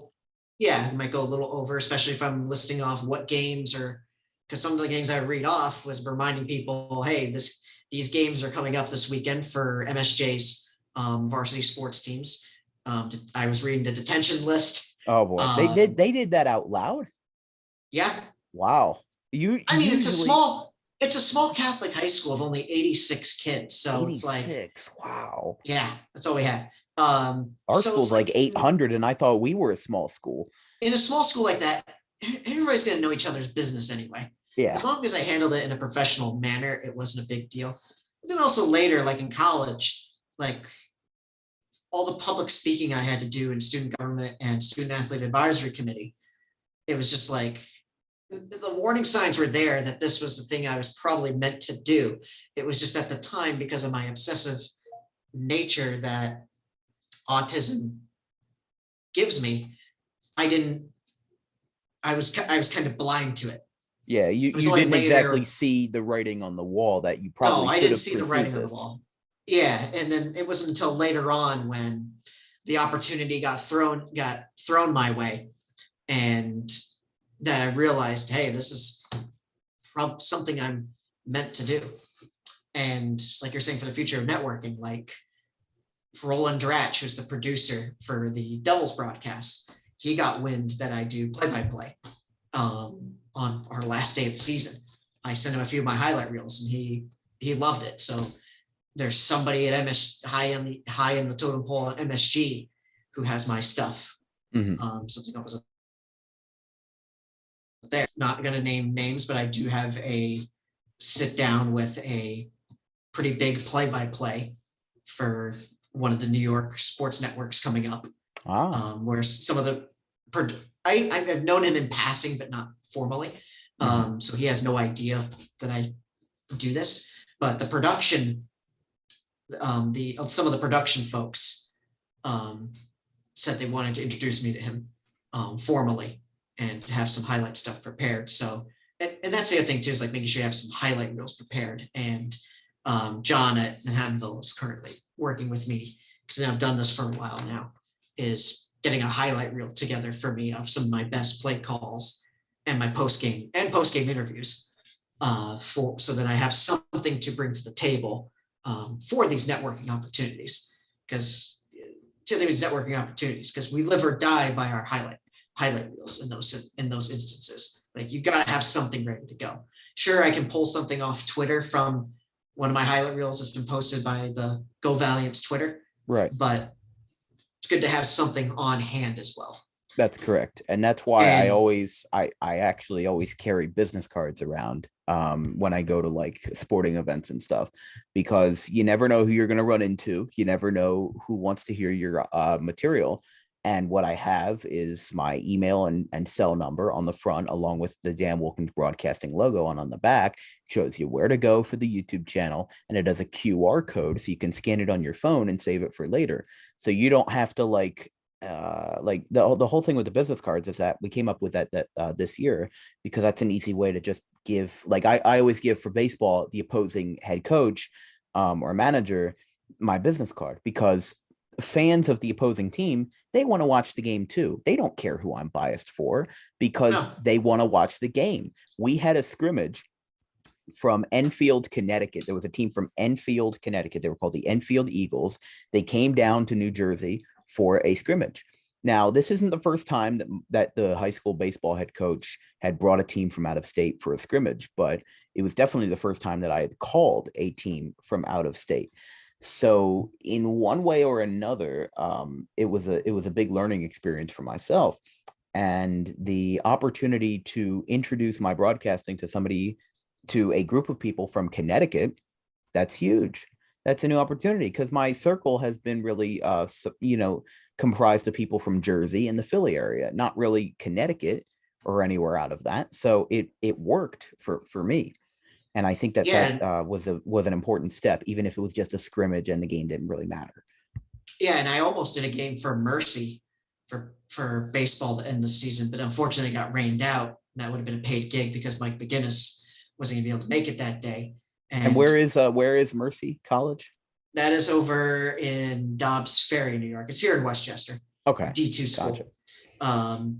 But Mike McGinnis has said for next year that, like, if he told me, he goes, hey, if I have a gig that I can't make because of something going on at the school I'm teaching at, or if I get the call to do a fill-in gig at the D1 level, I'm calling you to take my place. He's like, you're going places. I'm calling you. Yeah. So that's the other thing too, is like just that networking among broadcasters as well. And my advice to you too, Dan, is like, whatever Tim, because he was a student, undergrad student when he was broadcasting at Manhattanville, he got paid to do that too. Like, whatever college you get in with, like, for when you go to college, like you're a sophomore, going into your sophomore, junior year? Going into my junior year. Your junior. Okay. So you got a little time. Whatever college you decide to go to, like, just make sure like you immediately get in with the sports information director of that college, and just like let them know, hey, I'm a broadcaster. I've been doing it for X amount of years. Show them some of your stuff, and getting on the broadcasts for whatever college you get into, because then that's basically the step one for you. Yes. And then you can continue to grow your network that way. Because as you get to know other play-by-plays around the area as well within the conference, that'll just grow your opportunities as well. And that's what it's done for me, covering different sports in the Colonial Conference. That's our high school conference called the Colonial Conference, and it covers a pretty extensive area. But I've met head coaches from 20, 30 minutes away that haven't even really heard of Audubon much. And we are a small town, 9,000 people, home to 3 Medal of Honor winners, apparently the most per capita in the United States. And you call that small? Yeah. I was going to say, and also the home of Joe Flacco, who I've met a couple times, but like for example, when we had a playoff game earlier this year, actually in June 4th, it was just about a month ago, we were playing this team, the Woodstown Wolverines, from about No. This was Washington Township. This was April 30th. So this was not a playoff game, but Washington Township's like 25 minutes away. The only thing that I go to Washington Township for is that they have a Texas Roadhouse there. And I had met the head coach of the Washington Township Minutemen, and very nice individual. The whole team was very nice. And after the game, I got in touch with a fellow named John Lewis, who works for the USA Today subsidiary in the Philadelphia area, also known as the Courier Post. Now, the Courier Post was an independent newspaper that got bought out by USA Today, but it was still very important to have that contact. And that was also a very important game because a freshman threw a no-hitter for the first time since 2017. And it was huge to have that broadcasted, because by like the fifth inning, everybody was getting word that this is going on, and in high school games are 7 innings. So when we got word that when people were getting word that this no hitter was going on, then everybody was tuning in. I think we had the most viewers of any broadcast that we had concurrently, with like 45 viewers at once, which is pretty big. I mean, it's a pretty big amount for a small high school facing a bigger high school. In New Jersey, the size of your school is decided through group 1 through 5. Group 1 is the smallest. Audubon is group 1, and group 5 is like your giant prep schools with like nearly 10,000 kids. So like and your they only Hobokens, your Newark Central High Schools, like things like places like that. Don Bosco Prep as well, and St. Augustine. Those are the giant schools. But Washington Township was group 4, and we'd faced a couple more big schools that year, and we actually won a lot of those games. But once the season was over, I counted up the views, and we had gotten about 12,000 views as an independent broadcasting provider. I don't have any contracts. The only quote contracts I have are PayPal and Venmo payments to us for sponsorships. And that's the ideal situation that I'm in right now, where I am my own boss, really. I control the sponsors that get on the airwaves. I set the payment rates. I was influential in what camera I bought and what laptop I had and what scoreboard I use, because I'm not even though I am, still at a young opportunity for this to go on. But, I'm not the kind of person that likes to just kind of sit around and be kicked around. I like to, even if somebody's telling me what to do, I like to have my perspective on it and say, okay, well, what about this way? And then even if we can meet in a compromise, then that is ideal for you and for me. And in some circumstances, it just doesn't work that way, like in the Army. But in my field, in our field, there is room for leeway, and there is room for the youngest of the young to have an influence in what goes on. And I think that's very important. Now, That's one of the things I love about Manhattanville too, is because I'm an alumni. I'm associated with the school for 12 years now, in some different capacities. The athletic director, Julene, has known me that long too. She trusts me. So it's like for example, we had both our headsets broke middle of the fall season. I went to her and I was like, hey, and the SID was having trouble getting new headsets. I went to him, I went to her and I was like, we need some new headsets for the broadcast. And those old headsets had been used since even before I was a student there. Give you a sense of how old they were. They're probably almost, and so they gave me that kind of autonomy and creative freedom, where if like I need a resource still, even though D3 school coming out of the pandemic, probably on a bit of a shoestring budget, they'll give me some leeway with stuff.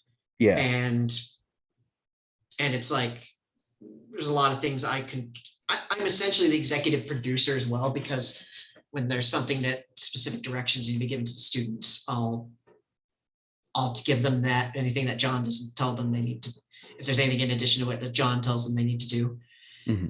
And then also, like, because we don't have a fancy post-game interview camera anymore, because that was Alex's personal property, and he took that with him to Jersey. People were looking at me like, so what are we going to do for the post-game interview?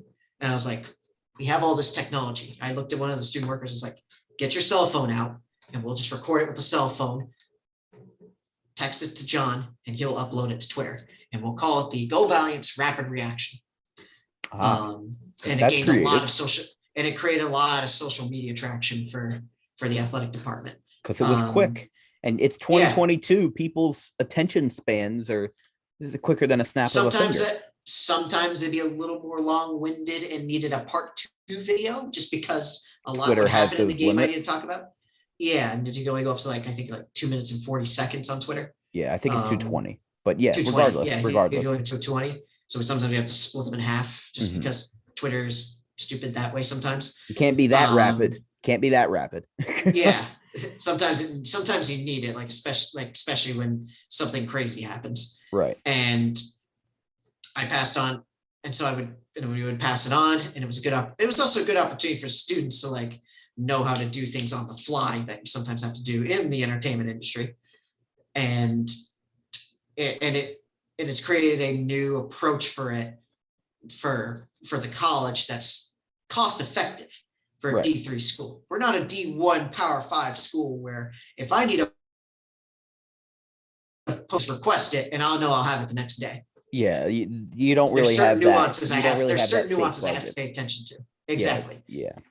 And so because they give me that, they value my opinion that much. I've always been very grateful for that. And that's very good for somebody outside of your inner circle to value your opinion like that. Yeah, exactly. And then just this past May at the awards ceremony, they gave me, I had previously gotten the athletic director's award as I graduated my undergrad for my contributions as SAC president. But then they just gave me the Valiant plaque, which is the highest honor that the athletics department bestows during their awards banquet. And I was not expecting it. Like, I'm not in this for awards and honors. I do it because I love it. But it was a very cool moment to like validate that I'm doing really good with my broadcasting, and my alma mater values me contributing as not an alumni, but also just as a broadcaster too, and the things I do for them. So I don't get paid for any of it too. It's a lot of man hours I don't get paid for. It's a lot of hard work. Yeah, and it's what I do is like I'll get my work schedule from Brand Brigade as to what, because that's my pay job, what games I'm going to do, what days I have open. I'll send it over to John and I'll be like, hey, these are the dates I'm open where you can fill me in for games for the college. Sometimes my virtual schedule will change on the fly because someone wants to swap games with me, or somebody gets sick or something like that. And they're understanding of that like, hey, he works in big time television. So sometimes he may not be available. Like if in October when postseason's going on, forget about it. You're not going to see me. Yeah. Because I'm zipping around across the country. So it's like, it's cool that like I'm in a position right now in my life. Like obviously I'm looking for the next best thing, but it's cool that right now I'm in a position where I can very much in many ways dictate my own work schedule. Or if I want some off time from the virtual stuff, like a day off to like, because if I've gone through a lot of gigs days in a row, or it's been a bit of a grind, I can call one of my coworkers and be like, hey, you want this gig? Because it's pay per game. Yeah. And you're not going to turn down $300 a game. No. And so somebody will call and I can take a personal day. Or if there's like a big game that I really, really want to do play-by-play for, I'll let my ops manager know ahead of time, be like, hey, I'm going to be doing play-by-play for this at the college. Like it's a big conference championship game or something. Something important. Yeah. Yeah, something important. They'll be understanding of that, and they'll shift my games around so that maybe I'll do these days instead of that day.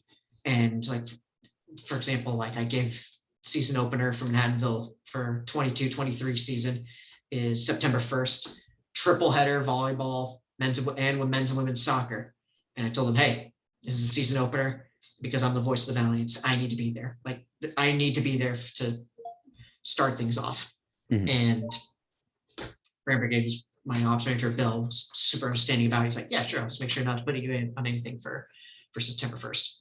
Yeah. So before we wrap up tonight, I will say, do you have any good?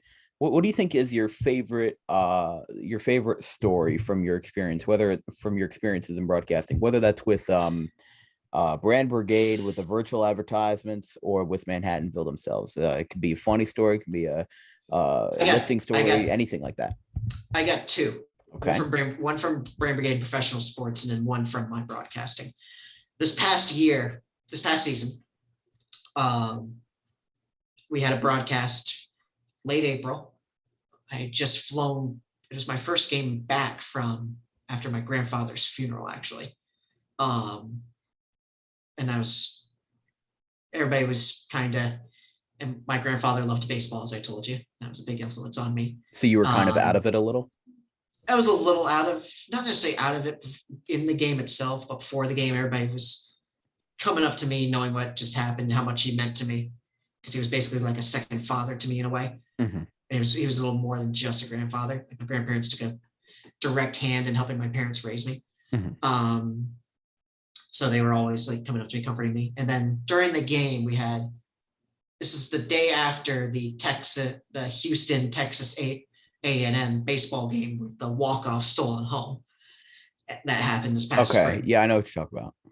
We ended up having a double stolen home. Oh boy. So here's how the play went. And John was, because he didn't have to deal with like the logistics, was on color with me.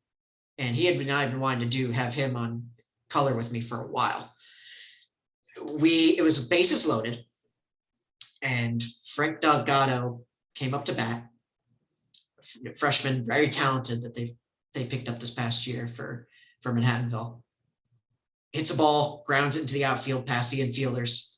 2 runs come in. He's on first, and another runner's on third. He was trying to go for second, but throw came into second, so he tries to run back to first. He's in a pickle, and gets by both the first. He gets by the second baseman. Oh. On the run back again after in the course of the throws, and I'm calling this. And little did I know, I forget watching this. Third base is still there. Third baseman and shortstop both ran up, left third base exposed to help second base. Because Frank was just keep giving them the runs, beating out the timing on these pickle throws. I had never seen anything like it before. And then I forget the name of I think it was Board Camp was on third. And suddenly it's just him and the catcher. And I look over at Coach Caulfield, head coach, sitting at first base, and he goes like this, a hand gesture, going like, go, go, go, go, go.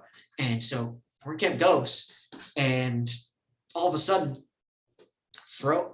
realizing what's happening, they throw to home as Delgado and allow Delgado to get to second, and Board Camp slides, and he goes like this, avoiding getting swiped by like a matrix dodge of the catcher trying to tag him, and he's called safe. And I'm going nuts because we just had a stolen home.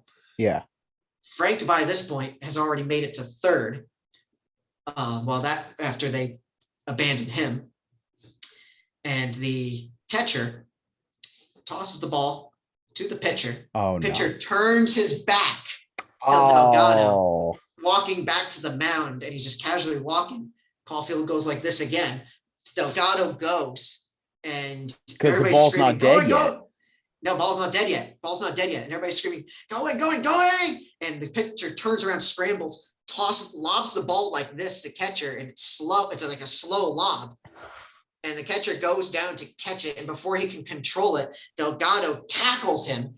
He drops the ball, and Delgado scores, having cleared the bases from what had been before the play, bases loaded. Wow. Now all 4 had scored on first an RBI for him, and then double stolen home. And I'm freaking out. I'm like, and Delgado steals. We have a double stolen home. I don't believe it. And the crowd's going out of their mind. I turn to John, and I literally say to John, I was like, John, have you ever? And there's a 5-second pause because John's jaw is literally hitting the floor because he cannot believe what he's seeing. And John goes, in all my years in working in sports broadcasting, sports information, I have never seen anything like that before. And we were talking about that during the post-game interview too. But on my way up to the post-game interview, it was cold out. I told some of the guys at the gym, I talked to the gym to do it inside. I talked to Coach Caulfield and I look at Coach and I was like, Jeff, what was that? And he just turns at me with this cocky grin and he goes, hey, what can I say? What can I say, Benny? We love to play fast and loose. And he winks at me. Yeah. And it was just like, it was just such a great sports moment. And initially with the first one, I said, and I was like, it's shades of the Texas A&M walk-off. And then, right. and then Manhattanville goes and just takes that cool moment and just tops it the day after. Like, you couldn't have scripted that. Oh yeah. Like, and then as far as my good story for from the Bear Brigade side, last year I was the virtual operator for the first time the Yankees and the Astros played each other at Yankee Stadium since the cheating scandal came out. Oh boy. And I got to the parking garage on 161st early, about noon. And so I come out to go through security, do my COVID temperature check. I walk around as soon as I come out around the corner to head towards the security gate, there's a fan that walks right by me. Boom, boom, hitting 2x4 off the trash can he's carrying down the street. And this is noon. And the game's not until 7:05. Oh my gosh, that guy is early bird. And there were people camped out, like, waiting for this game. Wow. Sitting on the sidewalk. I looked around, I looked at the security guys, and I was like, you guys are in for a handful today. And Michael K walks in. He's looking around. I didn't say anything to Michael K. Michael K, he just grins. I see Michael K just making this big grin, like he knows. Yeah, he knows what's going on. He knows what's about to happen.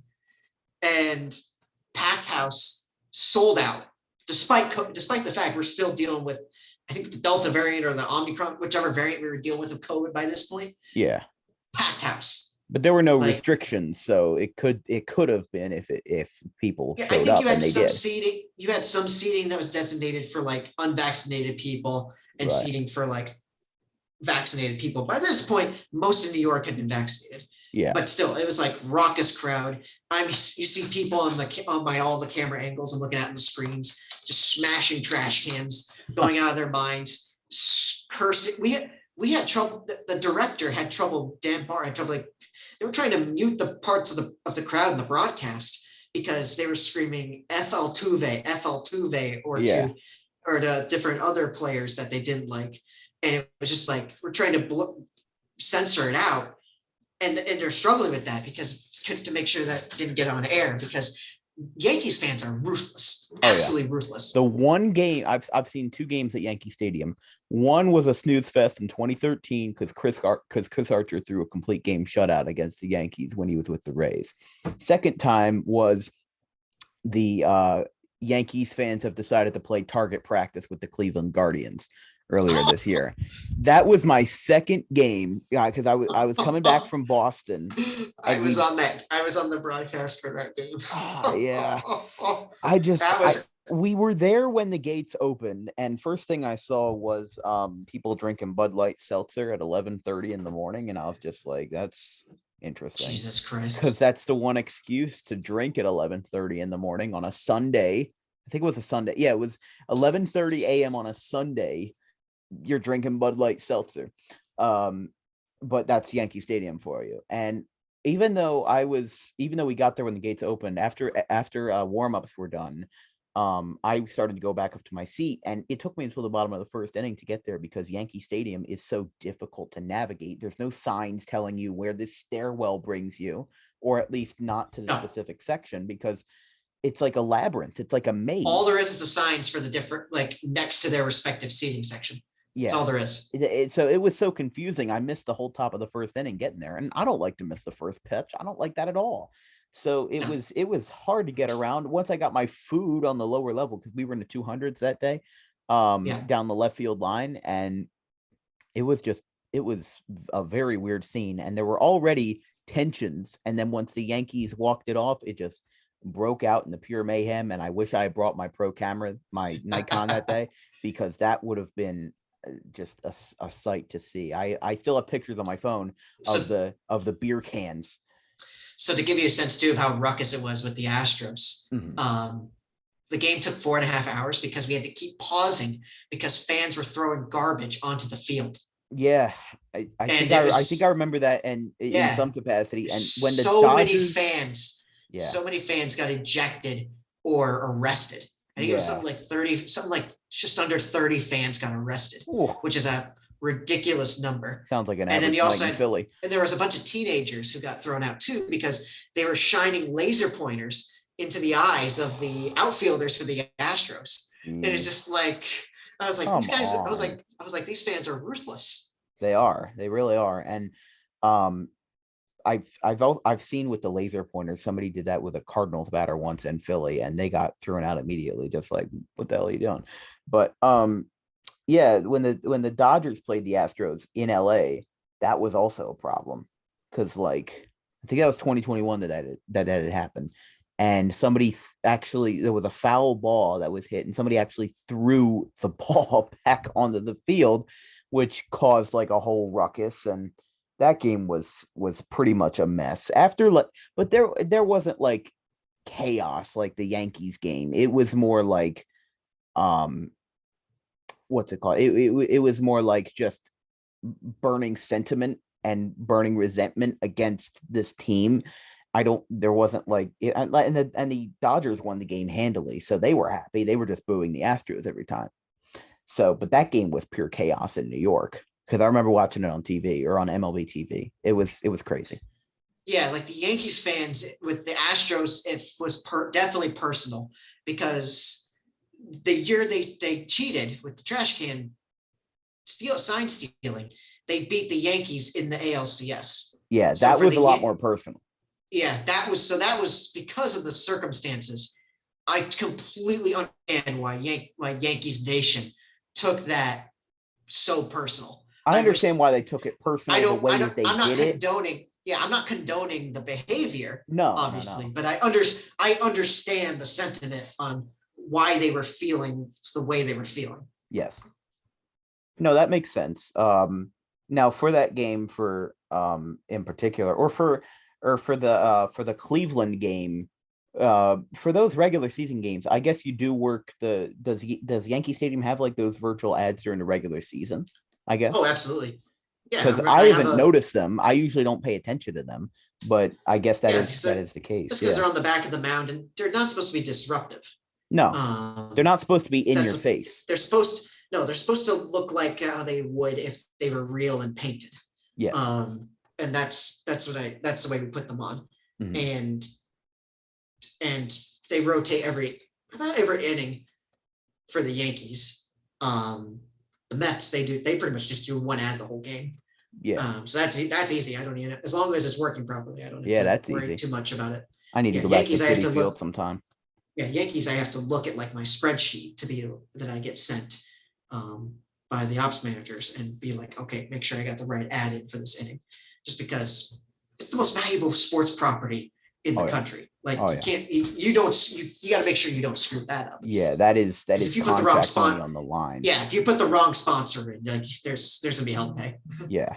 So I will say it's been a great time talking with you, Ben. I've learned a lot. I had no idea at the start of this that you had served in the Army, and I had no idea about the extent of your work in virtual advertisement as well. And I think that we've had ourselves a great conversation with a lot to learn and a lot of insightful conversation that we've had. And these last 2 episodes for the Dan Wilkins Show has been kind of a breath of fresh air. It's been a big learning experience for me in learning to interview people. And I think that it has also been a learning experience for the viewers and the listeners that value the conversations that I have with the guest and our interactions during this time. So Ben, I want to say thank you for joining us tonight, because it's been a long time. And I think that that learning this information and how you conduct your work is going to help me in my field, and it'll be purely beneficial and on how that all works out. So I will say for yourself, you do a great job with Manhattanville, with the games that I've seen. with the work that I've seen. And I think that both of us seem to have a good idea of where we're going, and how to take it. And I think that that's going to carry a lot of people to a great opportunity in broadcasting. So thank you, Ben, for joining us. I hope you had a good time. I did, Dan. Thank you for having me. It was a pleasure to talk to you. I'm always happy to, and feel free to call me, reach out to me anytime. I'm always happy to impart career guidance, advice. If you need help on anything, feel free to send me your contact info. I can pass it on to folks I know here in Westchester if you're looking for any gigs up here as well. Well, thank you, Ben, very much, because that is if I'm ever up there, I might need something like that. So from episode 13 of the Dan Wilkins Show, as I look at the camera for the first time in 2 hours, because I've been looking at my computer screen all day, episode 13 of the Dan Wilkins Show. From Ben Smith, I'm Dan Wilkins. We're signing out. We'll see you next time.